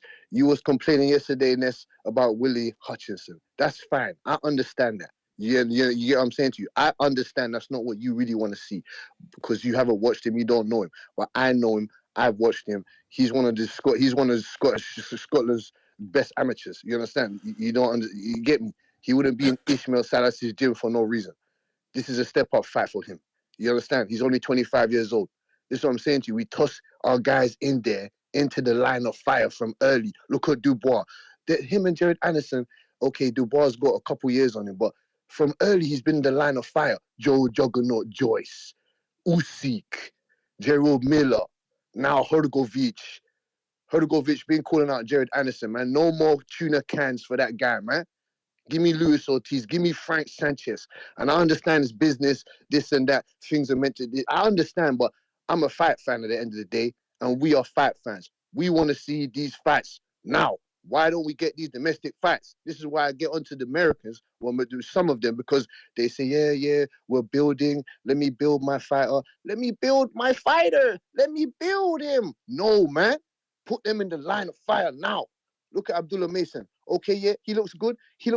All right, cool. What about him, Floyd Schofield, or give me something, man. We're tired of this shit. We want good fights now. No more dragging it out for it to be crap. We saw what happened with Spencer Earl Crawford. We saw what happened with Floyd and Pacquiao. We saw what happened with all these motherfuckers, man. We're tired of this shit. We're tired. We want big fights now. Now. You understand? So salute to everybody. Make sure you have a great day. Hey, Ness, please keep talking the truth as you do majority of the time. So I'll leave it there, man. Thank you. Yeah, Abdullah ain't fighting Floyd Schofield unless it's for a unification. I'm telling y'all right now. I'm telling y'all that's the fucking major issue. But maybe things are changing at least from Top Rank, right? They matching tough. Look, they threw Norman in there with Stante Young. They threw Brandon in there, Brandon Moore in there with Torres. You know, they've been matching Tiger Johnson tough. You know, he ain't been getting no handouts. You know, they ain't put nobody in there for Mason yet, but I'm sure that'll come. But again, I'm not even like remotely trying to compare what they doing and what the UK doing. The UK, they killing us, bro, with the domestic matchups. Please, man. You know, look, we ain't even get Big Baby versus Big Baby yet. They gonna try to sell that as a pay-per-view, bro. Like, that's how sad America is, bro. American boxing is in a sad state. You know what I'm saying? Like, you know, and Timboski was wrong about, oh, we don't throw him in there young. Like, he seems to forget that we got the youngest champions. Like, Devin is 25. Shakur is 26. Tank is 29. Like, you know, and Tank been a champion. You know, you right, they ain't throwing us in the fire young. If you consider 25 young, they ain't throwing us in the fire young. They throwing us at the very top young. You know what I'm saying? Because, you know, those kids are all champions. Tio's champion, you know. So, yeah, it's cool that y'all getting domestic fights, but our young crop, I don't even think y'all got a young fighter that's, like, doing it like that. I mean, I would have to check that kid that just lost to Bam, see his age. But I don't really know. Like, who y'all got, like, that's young? Like, is Cordina young?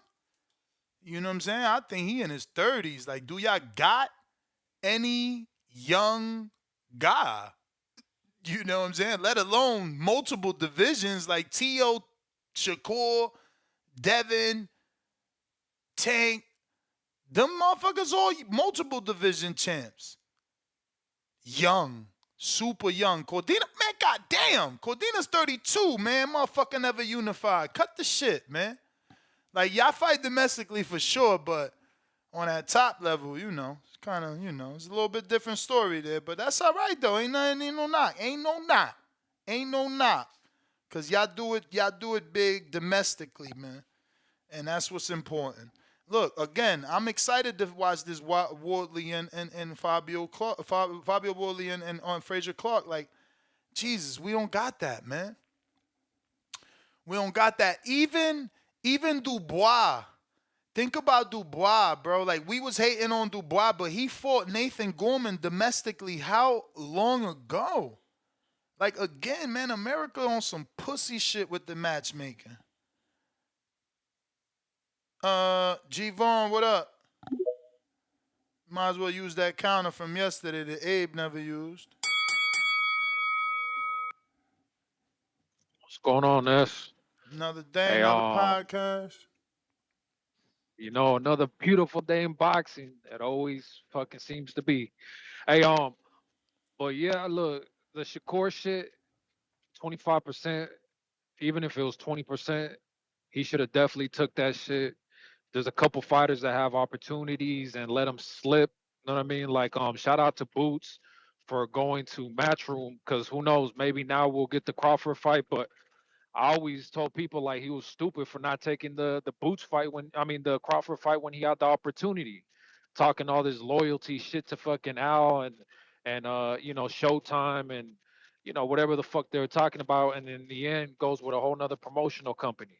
I mean, but already could have been fought Crawford, but everybody cries about that shit like, oh man, he Crawford ducking Boots. Like, nah, Boots had the opportunity, but he passed on it. Yeah, but Same you way gotta Shakur let had people the learn opportunity. lessons. That was a lesson Hey, learned. He showed loyalty. He saw that it didn't get him nowhere. That's why he did the deal behind Espinoza's back. Like, you gotta let people learn. Like, yeah, if you feeding me, like, again, man, come on, man. If you gotta give me a chance if I'm fucking feeding you. And you gave me a chance until you couldn't no more. hey, all I know is motherfuckers is falling asleep at the wheel, man. I can see David Benavidez soon going over to Matchroom. Um, hopefully, hey, free David. He's being oppressed over there with Al. I've already spoken about that shit. Al don't fuck with David. Al don't like David. Fucking but like the Shakur shit, man. Like, yeah, he should have definitely taken that shit when he had the opportunity. Like at the fucking moment when he allegedly got the deal, he wasn't even the fucking champ. He didn't even have a belt at 135. He has a belt now, but at the time he didn't even have a belt, and then motherfuckers want to complain about the percent splittage. Like, man, you ain't never been on a pay per view. You weren't a champion at the fucking weight class. A lot of people just think too much of themselves. They got a lot of pride. You know what I mean? And it is what it is, because you're supposed to think highly of yourself, but don't fuck yourself out of a good business opportunity to excel in your career and shit. And then shout out to the assistant coach you had on, because I could tell that motherfucker is not trying to lose his fucking job. Because what the fuck is he talking about? That fucking Jared is so fucking fast. Jared is this. Jared. I didn't see none of that shit. I haven't seen none of that shit in none of his fights. Talking about he's fast even for a big guy. Like he moves like a little guy. I don't see none of that, man. And then people talking about he can't learn much with Ortiz. Hell yeah, he can learn with Ortiz. That's Wilder's best name. Throw him in with with Ortiz. He can learn a lot. Don't put him in with Ruiz. Ruiz will knock that boy out. That's a fact. That's And that's a funny. fact. Ruiz right now, somewhere right now, fat as shit, looking like He a would fridge, never out knock of a shape, Jared out. and he'll knock him the fuck out. I could bet anybody money, $500 right now. 500. Not off that Hey, layoff, bro. But yo, that's the bell. Not even off off that the layoff, layoff. 500. Hey, I hear you, man. You got to think highly of your mans, but that's a stretch. Stretch.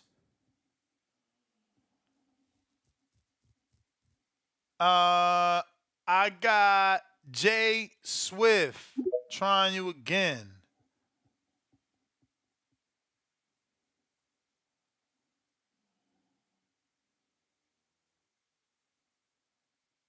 Yep.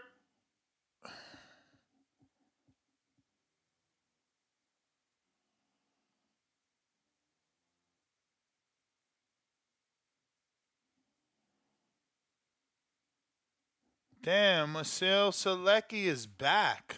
My man refuses to give it up. I like it.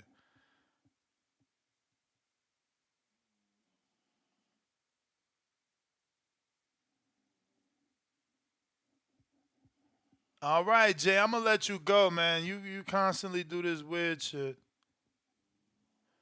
Killing the whole flow of the show with your dead air. Nike, what up?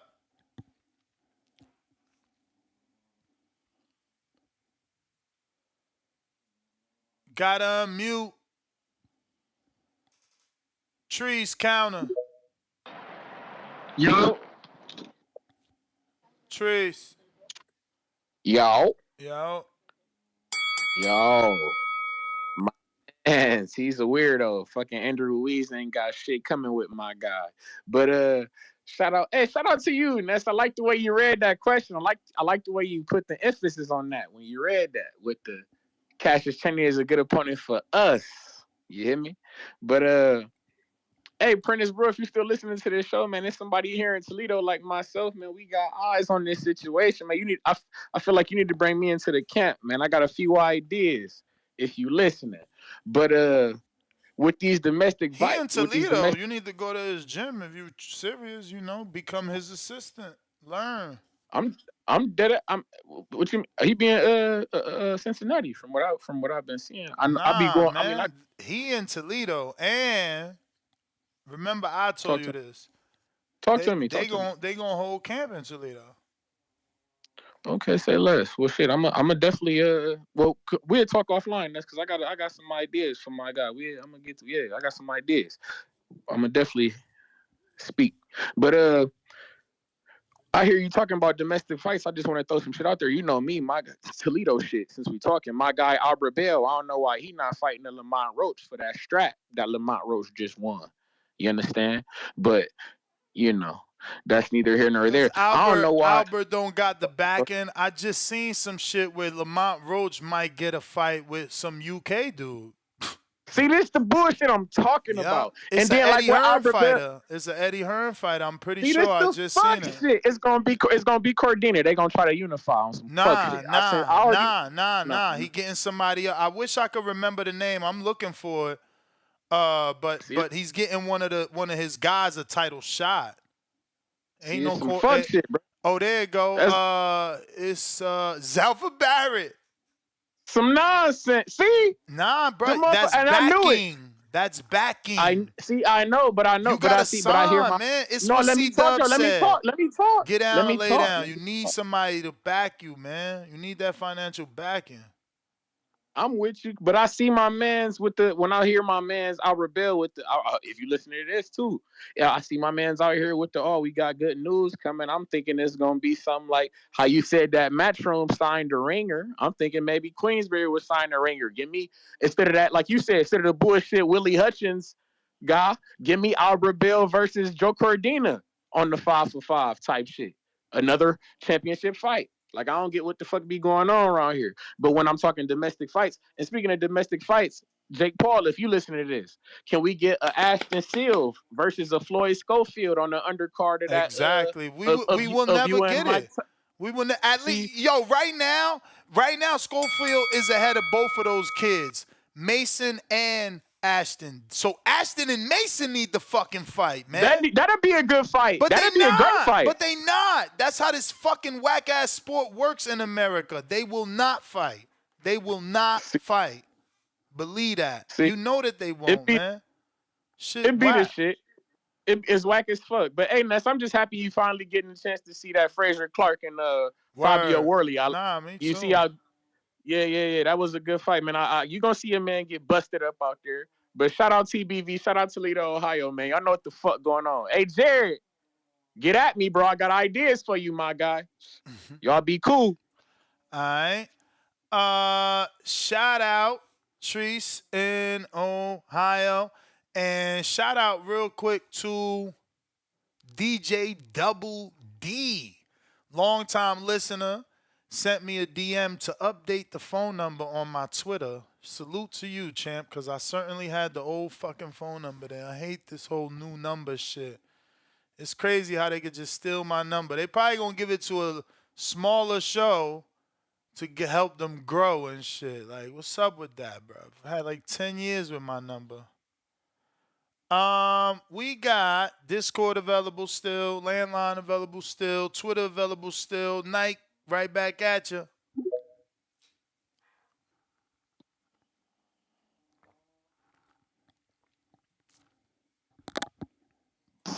Yo, you got me. I got you.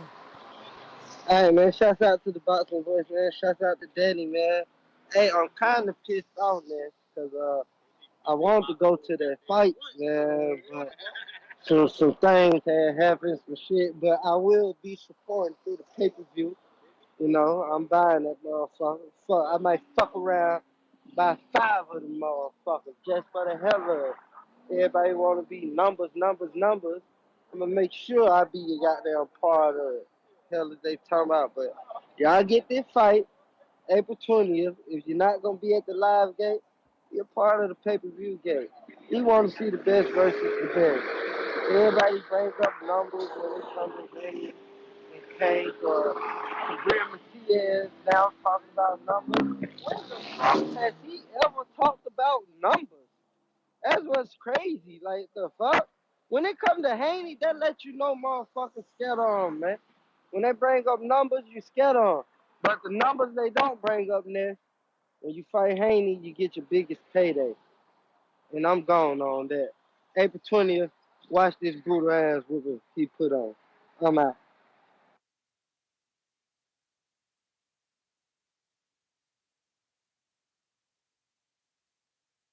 All right. Hendrix, appreciate you. Hawk is on you.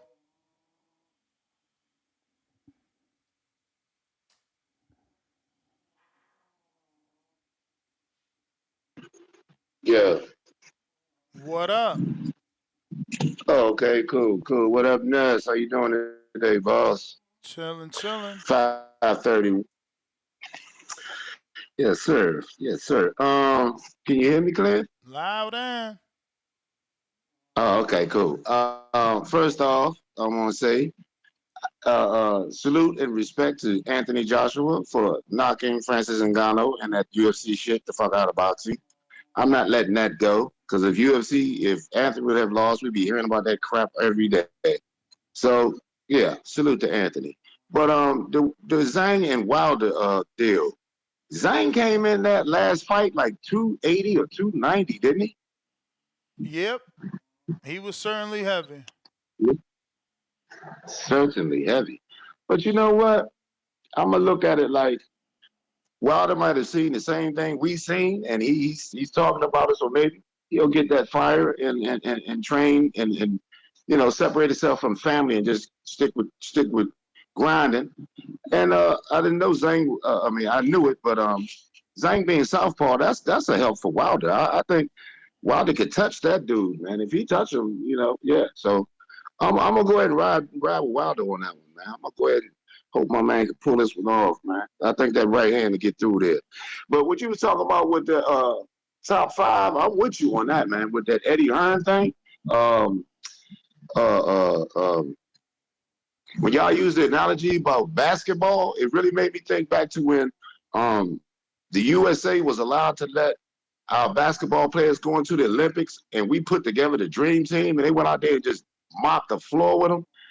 Yeah, you would think that Eddie Hearn would want the best of the best out there to win this thing. So yeah, but I do like the fact that Wilder is team captain because he can motivate. So yeah, so I like that card. And the one I want to see is the Dubois fight. I want to see that fight. What you think about that fight?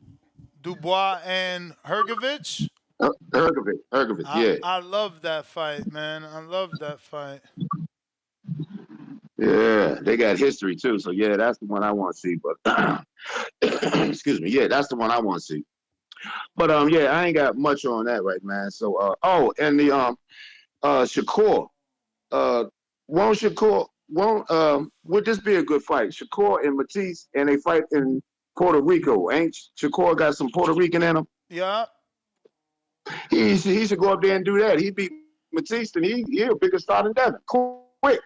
What? Bigger star than what? No, not a bigger star. I'm just saying, if he made a move like that, if Shakur just went out Fort Matisse, now that wouldn't be big. It would be big. I just don't know it'd be bigger than Devin. Matisse and Shakur in Puerto Rico, and Shakur is Puerto Rican blood, right? Yep. I don't know, bruh. I don't know. Because I'm just saying, Shakur got options. You don't have to just look at Devin.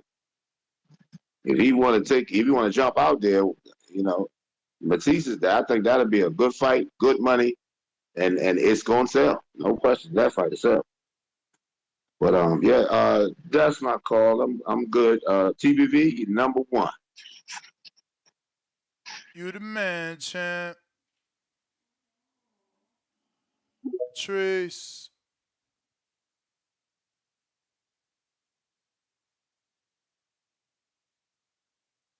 Gotta unmute. Yo. Yup. Yo. I just wanted to say real fast. Hey, Timbowski, I just want you to know it's not all flowers and roses, mate. Just you not off the hook, mate. You punk ass UK fighters, man. The only reason you guys got that heavyweight shit jumping off is because y'all got bodies over there. You bitches don't got American football over there. You feel me? Over here, if you about 6'6", 6'5", and weigh about 270, motherfucker, you don't go to boxing, motherfucker. You go to American football, mate. You feel me? They don't got 300-pound soccer players over here, motherfucker. They go to the NFL. You see what I'm saying? So the supply of heavyweight fighters here in America doesn't allow my nigga Jarrett to showcase his skills like he ought to be able to. So he might just have to go over there to the UK, mate, and beat the shit out of Fabio Wardley or Fraser Clark, mate, and knock the tea and crumpets out their stupid ass. You understand what I'm saying to you? You understand what I'm saying to you? But in all sincerity, though, Ness, yeah, that's the problem, though. Over here in the U.S., man, we don't got a supply of heavyweights like that. You got to think about it. You can't even name 5 American heavyweights for real. Like that's on the come up like that. You see what I'm saying? So, Timboski, you need to get that shit out your head like you boys is better than us over here, man. My guy, Jared, like I told you, nigga, from Toledo to Tottenham, we knocking shit loose. And I need you to get that through your head, man. You don't understand that your man Fabio Wardley, like I told you, you see Ness quiet because you watching the fight because Fabio Wardley getting his shit knocked loose. He getting busted up. That nose was getting split what you call it? Homie, why you got all this aggression for a dude that Because it's not Jared doing it? Like, you happy Wardley getting took off the board and it wasn't Jared? Here you go. Oh, you look now. I'm happy you admitted it. Wardley getting took off the board. I'm just going off of you. I'm just going off of you and that your ain't energy. Me. No, it ain't about me. It's about the skill, bro. It's about the nigga. I'm looking at skill. I see Clark using the fucking forearm. That's what I see. Then you say that, yeah, all right. Yeah, all right. But either way it go, man, that guy Fabio Wardley, because that's your guy. And that's Wardley fucking up. He measuring with the jab instead of jabbing with the jab. Every time he measures, motherfucking Clark just jab him in the face. Yeah, you need to stop poking and just let that shit go. And what I tell you about my fight. But again, you're not listening though. I never said Wardley was gonna be the next greatest. I said I want to see his agility in the ring with Jared's agility. That's it. Okay. No, I respect that. Because you're right. But like I said, in America, we don't got that many agile heavyweights like that. Like I said, Clark is actually faster than I thought. I thought he was like fat, bro. He's actually in great shape and he's very fast. He's got a snappy jab. He's big, and that's what I was trying to tell you. Next, you be talking old man face. That's what it is. He got that old man face. Damn, he got a good jab. He jabbing the shit out of Wardley. And when I told you when we were trying shit, I gotta be the first to do this shit. Oh shit, how we never noticed that? Fraser Clark is the heavyweight version of Ishe Smith. I'm gonna make a side-by-side pick right now. Damn, they say you gotta. What's that called? A doppelganger? Yo. Yeah. I bet you on a side by side, Ishe and Fraser Clark look the same. Don't be good shit. Hey, hey man, you gotta calm down, man. But they not. So that's that Olympic. It's the Olympic pedigree. It turn you into that. I guess that's what it do to you. I need a good Fraser Clark pick. This guy's funny, man. But yeah, man. But like I say, Jared, man, we out here, man. Jared, you just keep doing what you're doing, man. That Luis Ortiz, like I said, if you come into the city with that, we'll take it. If you come into if you come in with the Jeremiah, what is it, Miller? I'm not damn, I can't even think right now. But we'll take it, man. Franklin, we'll take it. Franklin, Bro, we'll you take that. taking more fights than your team. I think you need to talk to your team. It ain't about the. No, well, I'm trying to. It's like you don't want about the. Who you like I say, man, when you give us three, like I feel like I'm named. Shout out Suleiman, by the way, my caller of the year, man. I like, he knows a lot about boxing. He knows a lot about the heavyweight division. I appreciate that he appreciates that Cassius Chaney fight. Shout out to TBV. Shout out to Toledo, Ohio, man. Y'all know what the fuck going on. Be cool. All right. Yeah, I gotta see how this Ishe shit look on a side by side, cause you know when you see it together, then it might not be the same. Will stay rolling.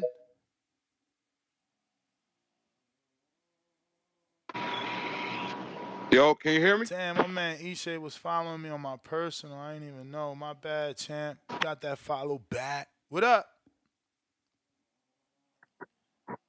Yo, What up? can you hear me? We hear you. All right, We all hear right. you.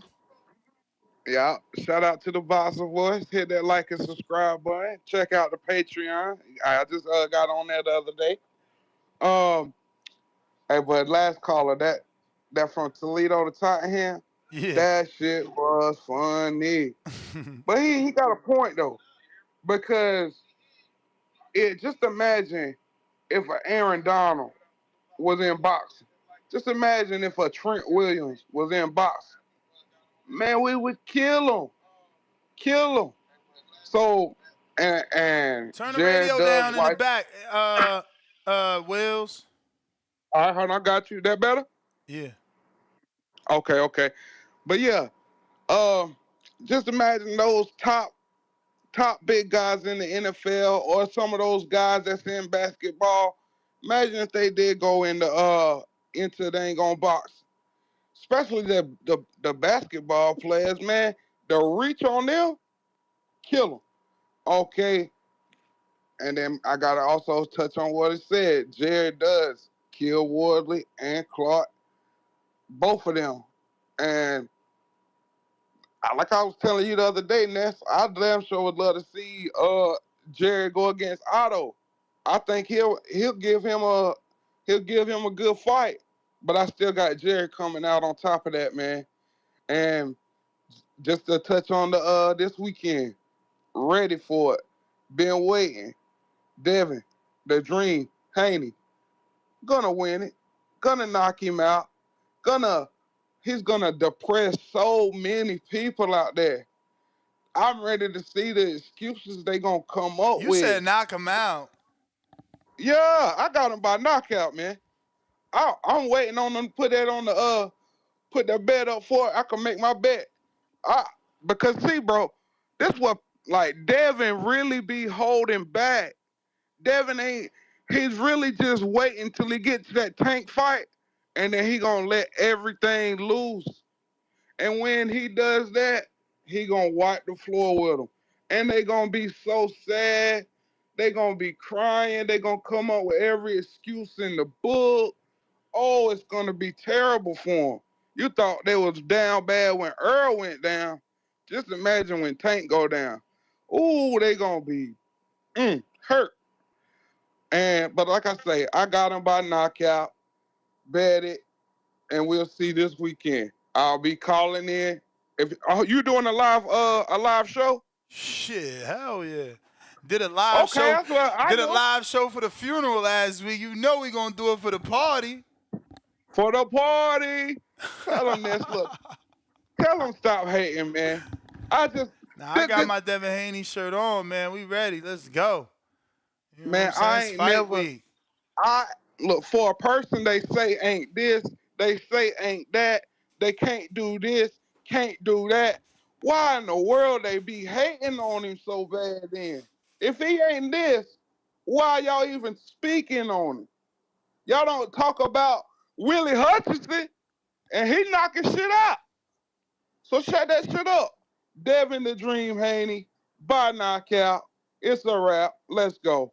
That's my call, man. Shout out to y'all. Appreciate you, CYP.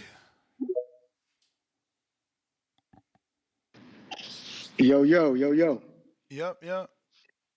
Yo, we got to put some respect and some actual stats and facts onto this. CYP Discoveries is in the building. Do y'all realize that the UK has 67 million people, right? America has more people, but America only has 44 million black people. 67 million UK versus 44 million black people. The reason why I give those numbers, there ain't no white heavyweights, ain't no white American heavyweights. You're talking about black American heavyweights, the lack of black American heavyweights. But let me give you some fucking numbers. Since Lennox Lewis retired 2001, there has been 7 American champions. There's only been 3 from the UK. Only 3 to 7. So, and all them dudes was black. I'm not counting Andy Ruiz because, Mexico likes to claim him. I'm going to give them to Mexico. So again, 7 of them, Bird, Ramon Jones, Brewster Briggs, Martin, and Wilder, while you guys got Hay, AJ, and Fury.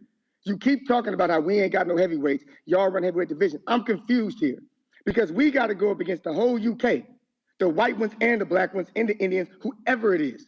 Y'all only got to fucking beat out the black dudes. And y'all got bigger numbers than us. But we triple y'all, damn near triple y'all in champions. So sometimes y'all need to relax or just get your study on so CYP ain't got to CYP your ass. You guys don't live up to us. You don't add up to us. You never have. You started boxing in the 1800s. You kept us out of it. And as soon as we got it, we took the reins and never gave it back. Think about it. We took something that you created. We have more undisputed, more champions, more unified champions. We're your favorite boxer's favorite boxer. We make more money than you. We're more popular than you. And you even named your fucking fighters after our fighters. Stop it. Get some help. Stop trying to talk about how much you're better than us. Don't fucking do it because we know the underlying meaning is that you think your fighters are better, but the truth is you need everybody in your country to compete against 44 million people. And most of those dudes don't even fucking box. They don't even box. Now keep throwing your darts and filling up arenas throwing darts before and then start up an NFL, start up an NBA, start up Major League Baseball, start up something like that, and then tell me how big boxing is there. You have nothing to show up for. That's why you show up for yourselves, and I appreciate y'all doing that. But we all know, if y'all had what we had, you'd be in the same position as us. Too bad you will never be. Remember, don't lie because CYP is on the case. CYP out. Modern King Boxing. Salute. First super chat of the day. I am so sorry I'm just getting to these super chats. That is very disrespectful. Truthfully. I completely lost focus. Damn. Like, I'm literally reading the first one. But hey, I apologize. Alexander Wilson, $5. Netflix just announced Katie Taylor versus Amanda Serrano rematch in the co-main of Tyson and Paul. Yep. We talked about it. At least we talked about it. So you got that response on how I feel. Definitely excited, not only for Amanda, but yeah, very happy that Jake continues to be the savior of boxing. I look for that man to start the first universal commission. I believe he has the power. He's going to continue to build the connections, and he can bring it all together, man. He's just too big. I mean, man, he's given Amanda Serrano an amazing opportunity. An amazing opportunity. I mean, the dude has no ego. You know, I never would have thought he would give her the main event, the co-main event. Like, this is a fight where he could put anyone on. And the fact that he chose his girl says a lot about good old Jake, man. I look forward to Jake becoming a long-lasting promoter in this business, hopefully. Hopefully, this business doesn't taint him, change him, and make him leave at all. I got Hardcore Marv, member for 5 months on that champ level. He says TBV for life. Appreciate you, my dude. Years of lurking, $2. Shakur said he's staying at 135 recently, Ness. Yeah, I mean, ain't nothing there for him unless he resigns the Top Rank. That's for sure. He if he don't stay with Top Rank and he goes anywhere other than PBC at 35, he's done. So he better off like going to Matchroom and staying at 35, then eventually moving to 40 at Matchroom, because at least the Devin and the Matias fights is there. But yeah, I don't see what he got at 35. If you're not gonna stay at 35 with Top Rank, you're not getting a Navarrete shot, you're not getting a Loma shot. Now you got to sign with PBC to get a Tank shot. I don't know what's left at 35. Like I said, he had the greatest offer known to man. He didn't take it. But, there's going to be studies conducted on Shakur not taking that offer for future fighters, because it probably will never happen again. No other fighter will be offered 25% for undisputed. Shout out Triple G, who had to have 2 fights, 2 successful million-plus pay-per-views in order to get possibly, that percentage or greater than. So, yeah, man, you know how it goes, bro. You know how it goes. But we got Digi Coiner. Uh-oh, we got ourselves a crypto guy. Welcome to the prospect level. CP from CYP that we got too. We got Raymond Moore, $5. Cup just said, why Haney talking about 135? Yo, promote this fight because he was undisputed, Goofy. Okay, so this is I think he meant to put CYP, but he put Cup. CYP just said, why Haney talking about 135? And he said, yo, promote his fight, excuse me, because he was undisputed, Goofy. Hands up emoji, meaning his reply to CYP is, basically he's using Tank's name to promote the fight, and he can say 135 to 140 because he was undisputed. I don't know that was a good answer, though. But that's my interpretation. I could be wrong. Pull Out Bandit, $2. If AJ Wilder's still big, Tank Loma is 2. Now, heavyweight division is totally different from the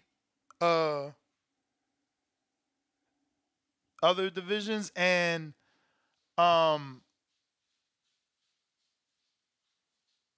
yeah, it just ain't. But I get it.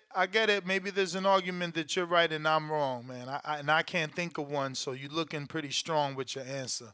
Knockout Media TV, $2. Did you see Devin's post about him pushing Ryan? I didn't. Let me check. I mean, he need to do something. He need to go for the smack. You know what I'm saying? He need to go for the smack because, fuck, that helped Keller Plant big time. Big time. That shit helped. But that was Canelo he smacked. It's a little different smacking Ryan and smacking Canelo. But Ryan is certainly... Oh. That was a pretty violent shove. What is... I'm going to have to watch this. What does he even say? Ryan looks crazy, bro. I wonder if the commission is gonna approve. Yo, Dan, that was almost a smack. Devin better be careful. The commission don't charge him. He said, what's your problem, bitch?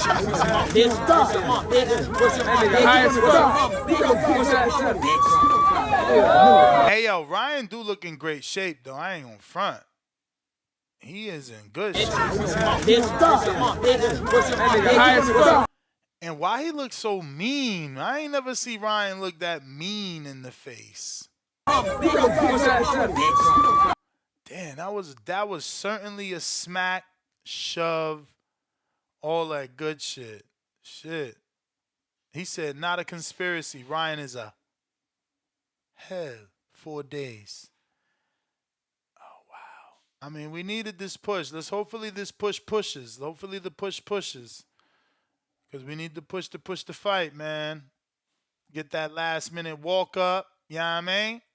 Get them last minute tickets. Trace, another one. Yo.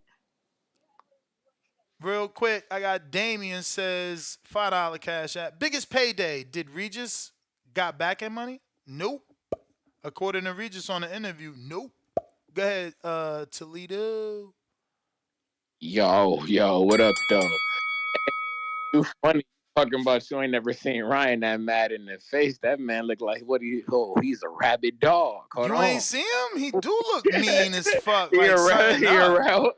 Look, hold on. You're a rabid dog. You acting like, I don't know, man. It might be, I don't know, man. Hey, Devin, be careful. Don't let this nigga, don't. I just got to speak on this real quick. Devin, don't get fooled by this young guy, bro. Don't think shit What sweet because the? no. Go ahead. Yo, You Ryan, talking. did he delete this? I gotta see if this is still. Ryan is. He ain't getting approved. He ain't getting approved. That would be so What happened? What sad if happened? this What fight happened? gets What canceled happened? before Saturday. What happened, Ness? Let me see if he deleted it. No, he didn't. This motherfucker is wild. You can't. I mean, I'm about to screen shit. Give me a No, say second. less. Say less. No, I'm just because This guy, because I've been saying this shit. I've been bro, my bad. listen to this. No, I'm just listen to this. He said, and I'm screen sharing. He said, Devin touched me without my consent. I'm suing him for putting his hands on me. And I identify as a woman. So he touched me as a grown man and hit a grown woman. And I am LGBTQ plus. So now it's a hate crime. Nah, this is so fucked up. And he put like 13 rainbows. I don't know if he thinks this is gonna help or is he's trying to get canceled by them, but I don't know what's going on. Like he is tripping. I don't even know that. I'm shocked he ain't delete this. Like, is he gonna make it to Saturday? I see. This the shit I'm talking. This the shit I'm talking about, man. I was saying this from the get. In my badness, I was on your back. I felt like Marco there for a minute. I was on your back about what he say. No, but I'm talking shit. Shout out Marco. But but my point being, man, I'm like Ryan been giving me odd vibes, man. From the get, I was saying we don't know what's going on. Like he looked like, and if the fight do go on, that's why I'm like, Dev, you need to be careful because we don't know what's like. This some tricky shit right now. Like he wasn't doing all this with the Tank fight. Like he wasn't doing all this with the Oscar Duarte fight. He wasn't doing all this with even this shit just bro. It's like you said, when we bring up Devin name, it seems like Ryan seems to go crazy. And I don't know what's going on with that. But what I wanted to jump in here and say is Raymond Ford, speaking of being careful, I need you to be careful with Nick Ball, man. I was watching something with one of the coaches. It was but I was hearing about we got one of the coaches was saying when you over there in Saudi Arabia, you got to be careful about that time difference. It's not like fighting at night here in America. It's like fighting at night over there in Saudi Arabia. It's like fighting like 2:00 in the a.m. So Raymond Ford, be careful about that. Nick Ball was there. He was there on that Anthony Joshua and Ngannou card. He might be used to that time difference. Be careful, Raymond Ford. Be careful. But shout out TBV. Shout out Toledo, Ohio. Y'all know what the fuck going on. Yeah.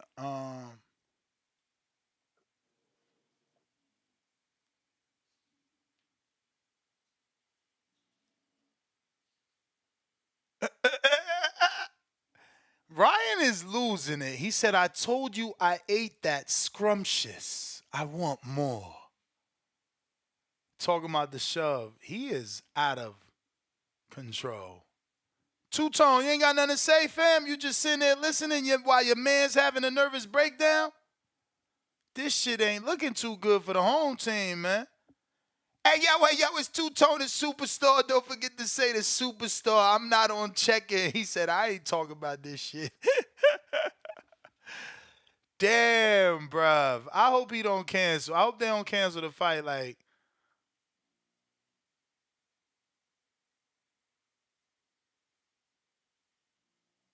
ah, man. I'm thinking I'm gonna get me a little interview. That ain't gonna happen. Just got shut down. How you get shut down, bro? Why you do that to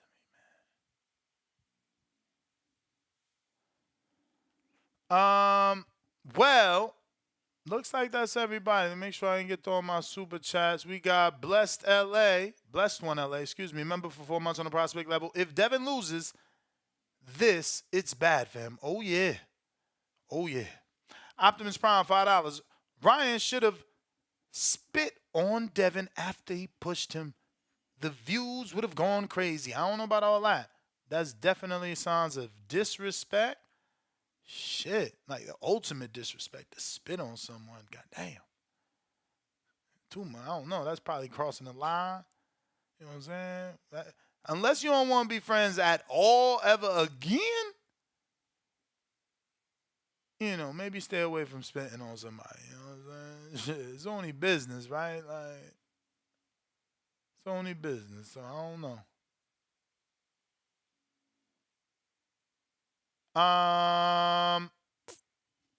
Malik, what up?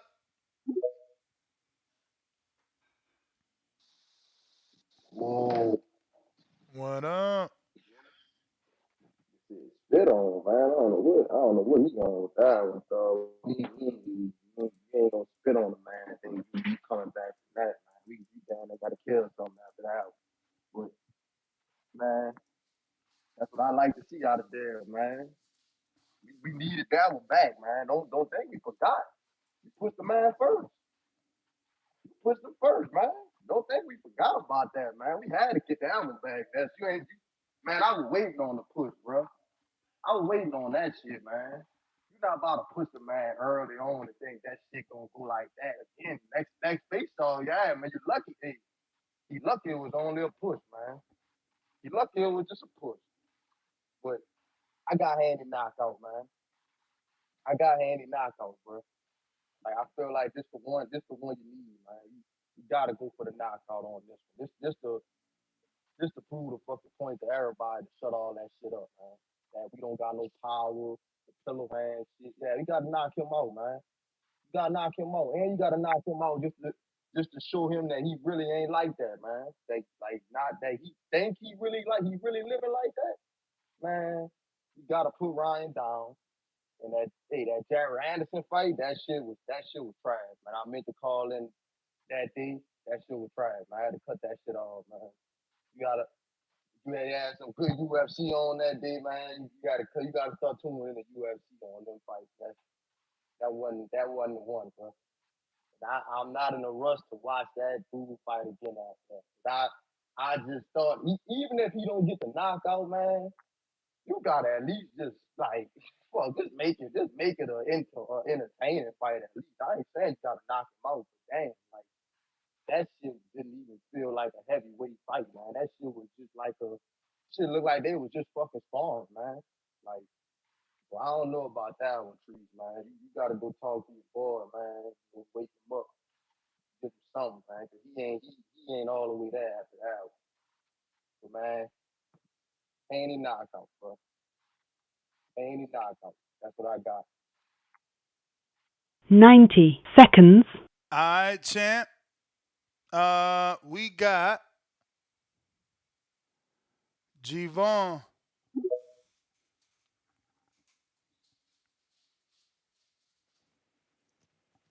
Yo, what's What going on, up? Ness?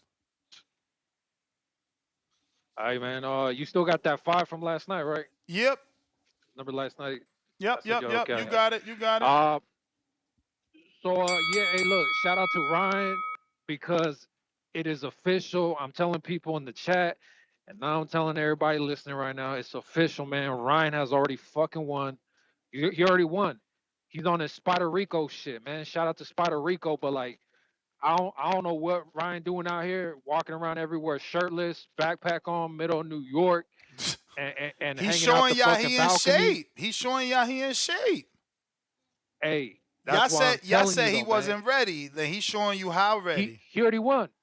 He already won, man. Shout out to the little push that just happened. That wasn't shit.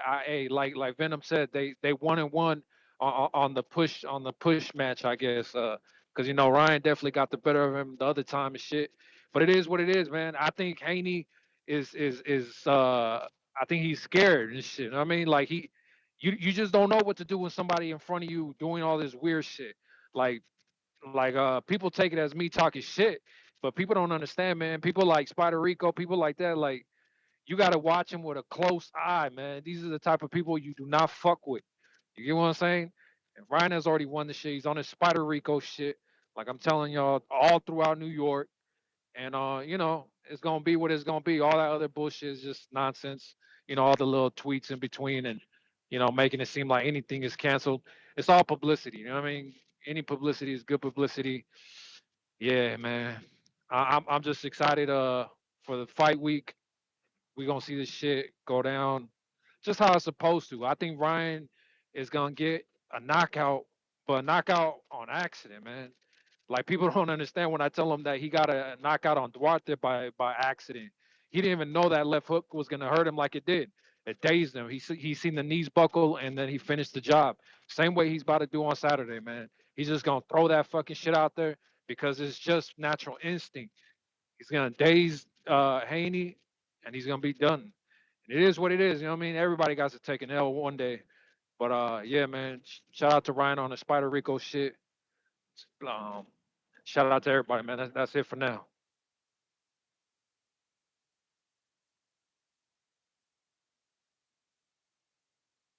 All right, G-Bone, thanks for calling in. We got Joseph. Yo, what up, Ness? How you doing, brother? Straight. Hey, that's good, bro. Now, just touch on your topic, man. Man, Devin is a great fighter, man. In my opinion, I love his skill. I love what he brings out there, man. But when it comes to if Shakur could have made more money in his whole career, I can't answer that question, man. We don't have numbers on that. And when it comes to the pay-per-view between those two guys, honestly, Ness, it was a caller that said he think they might do 200,000 views. And I kind of agree with it, bro. It's just for the simple fact, not so much those guys, but it's like people not even paying. Like you had Benavidez versus Clint. People didn't pay. You had Benavidez versus Andre. People didn't pay. And that was two different ethnicities. I know you big on how you match things up, and I'm just thinking about it, bro. Like then they talk about the styles. Like people call Florida boy fighter. You know what I mean? People that really didn't know boxing, they call Florida boring fighter. So I look at it like if they call Florida boring fighter, and you have two of those similar style fighters in the ring together, like what are we gonna see? Like a lot of people don't like the fundamental fighters or those technical fighters the way these two guys are. I mean, I love it, but a lot of people don't, man. So I just don't see those guys bringing in that kind of money, bro. Not trying to be negative, but that's just my opinion on it, man. Thanks for the making my day here at work, bro. It make a difference. Appreciate you. I hope you have a great day. Be safe, brother. Thank you, champ. Thank you. And yeah, man. Ouch. Very unfortunate to hear people say that it won't be a fight that can sell. I didn't think that. Never once. Always thought it would generate good money because it's a great fight. But I see everyone's argument. Adrián, it's on you. Querido, ¿cómo andás? Chilling. Qué bueno, qué bueno. Saludos por ahí para todos. Yeah, nothing about the build-up to this fight has been normal. Like, absolutely nothing. If you pay attention to what Ryan is doing, like one day he's trying to pay for women's BBLs. After that, he's trying to stay on positive shit. Then he was kidnapped by aliens. I just think that it's like the movie Don't Look Up, when everybody's seeing what is going on in front of their eyes, but ain't nobody like doing nothing. I think just the kid is unwell. Something is going on with him, and I just hope he's okay. We are 1 week away from the fight. Honestly, I feel like it's 50-50 that he's gonna make it to the fight, even though we are that close to the fight. But yeah, I just hope he's doing all right. Actually, this was a very good fight. But the whole build-up has been like super off. I don't feel like the energy's there. Like, I don't feel like we focus on boxing. This is actually like a nice clash of styles. A power puncher with a lot of speed, and a guy that can box on the outside beautifully. It should be like a super exciting fight, but I just feel like the energy is not there. Anyway, I hope Brian gets better. Somehow he makes it to the fight. And hey, crazy thing can happen. He can land that punch. I hope he does. And we get a good fight. But yeah, that's all I got. I don't want to comment on that much. So yeah, shout out to you. Shout out to the boxing community. Bro. All right. On that note, I am going to end it. We'll be back 7 p.m. Eastern, 4 p.m. Pacific Standard Time. Don't forget to hit that thumbs up. Matt Bent, last minute super chat, says, crazy ass Ryan hitting Devin with some insane blows. Yeah, he just screenshotted a pic. I mean, I don't, he's wilding. Let's see what happens, bro. We'll be back with another one.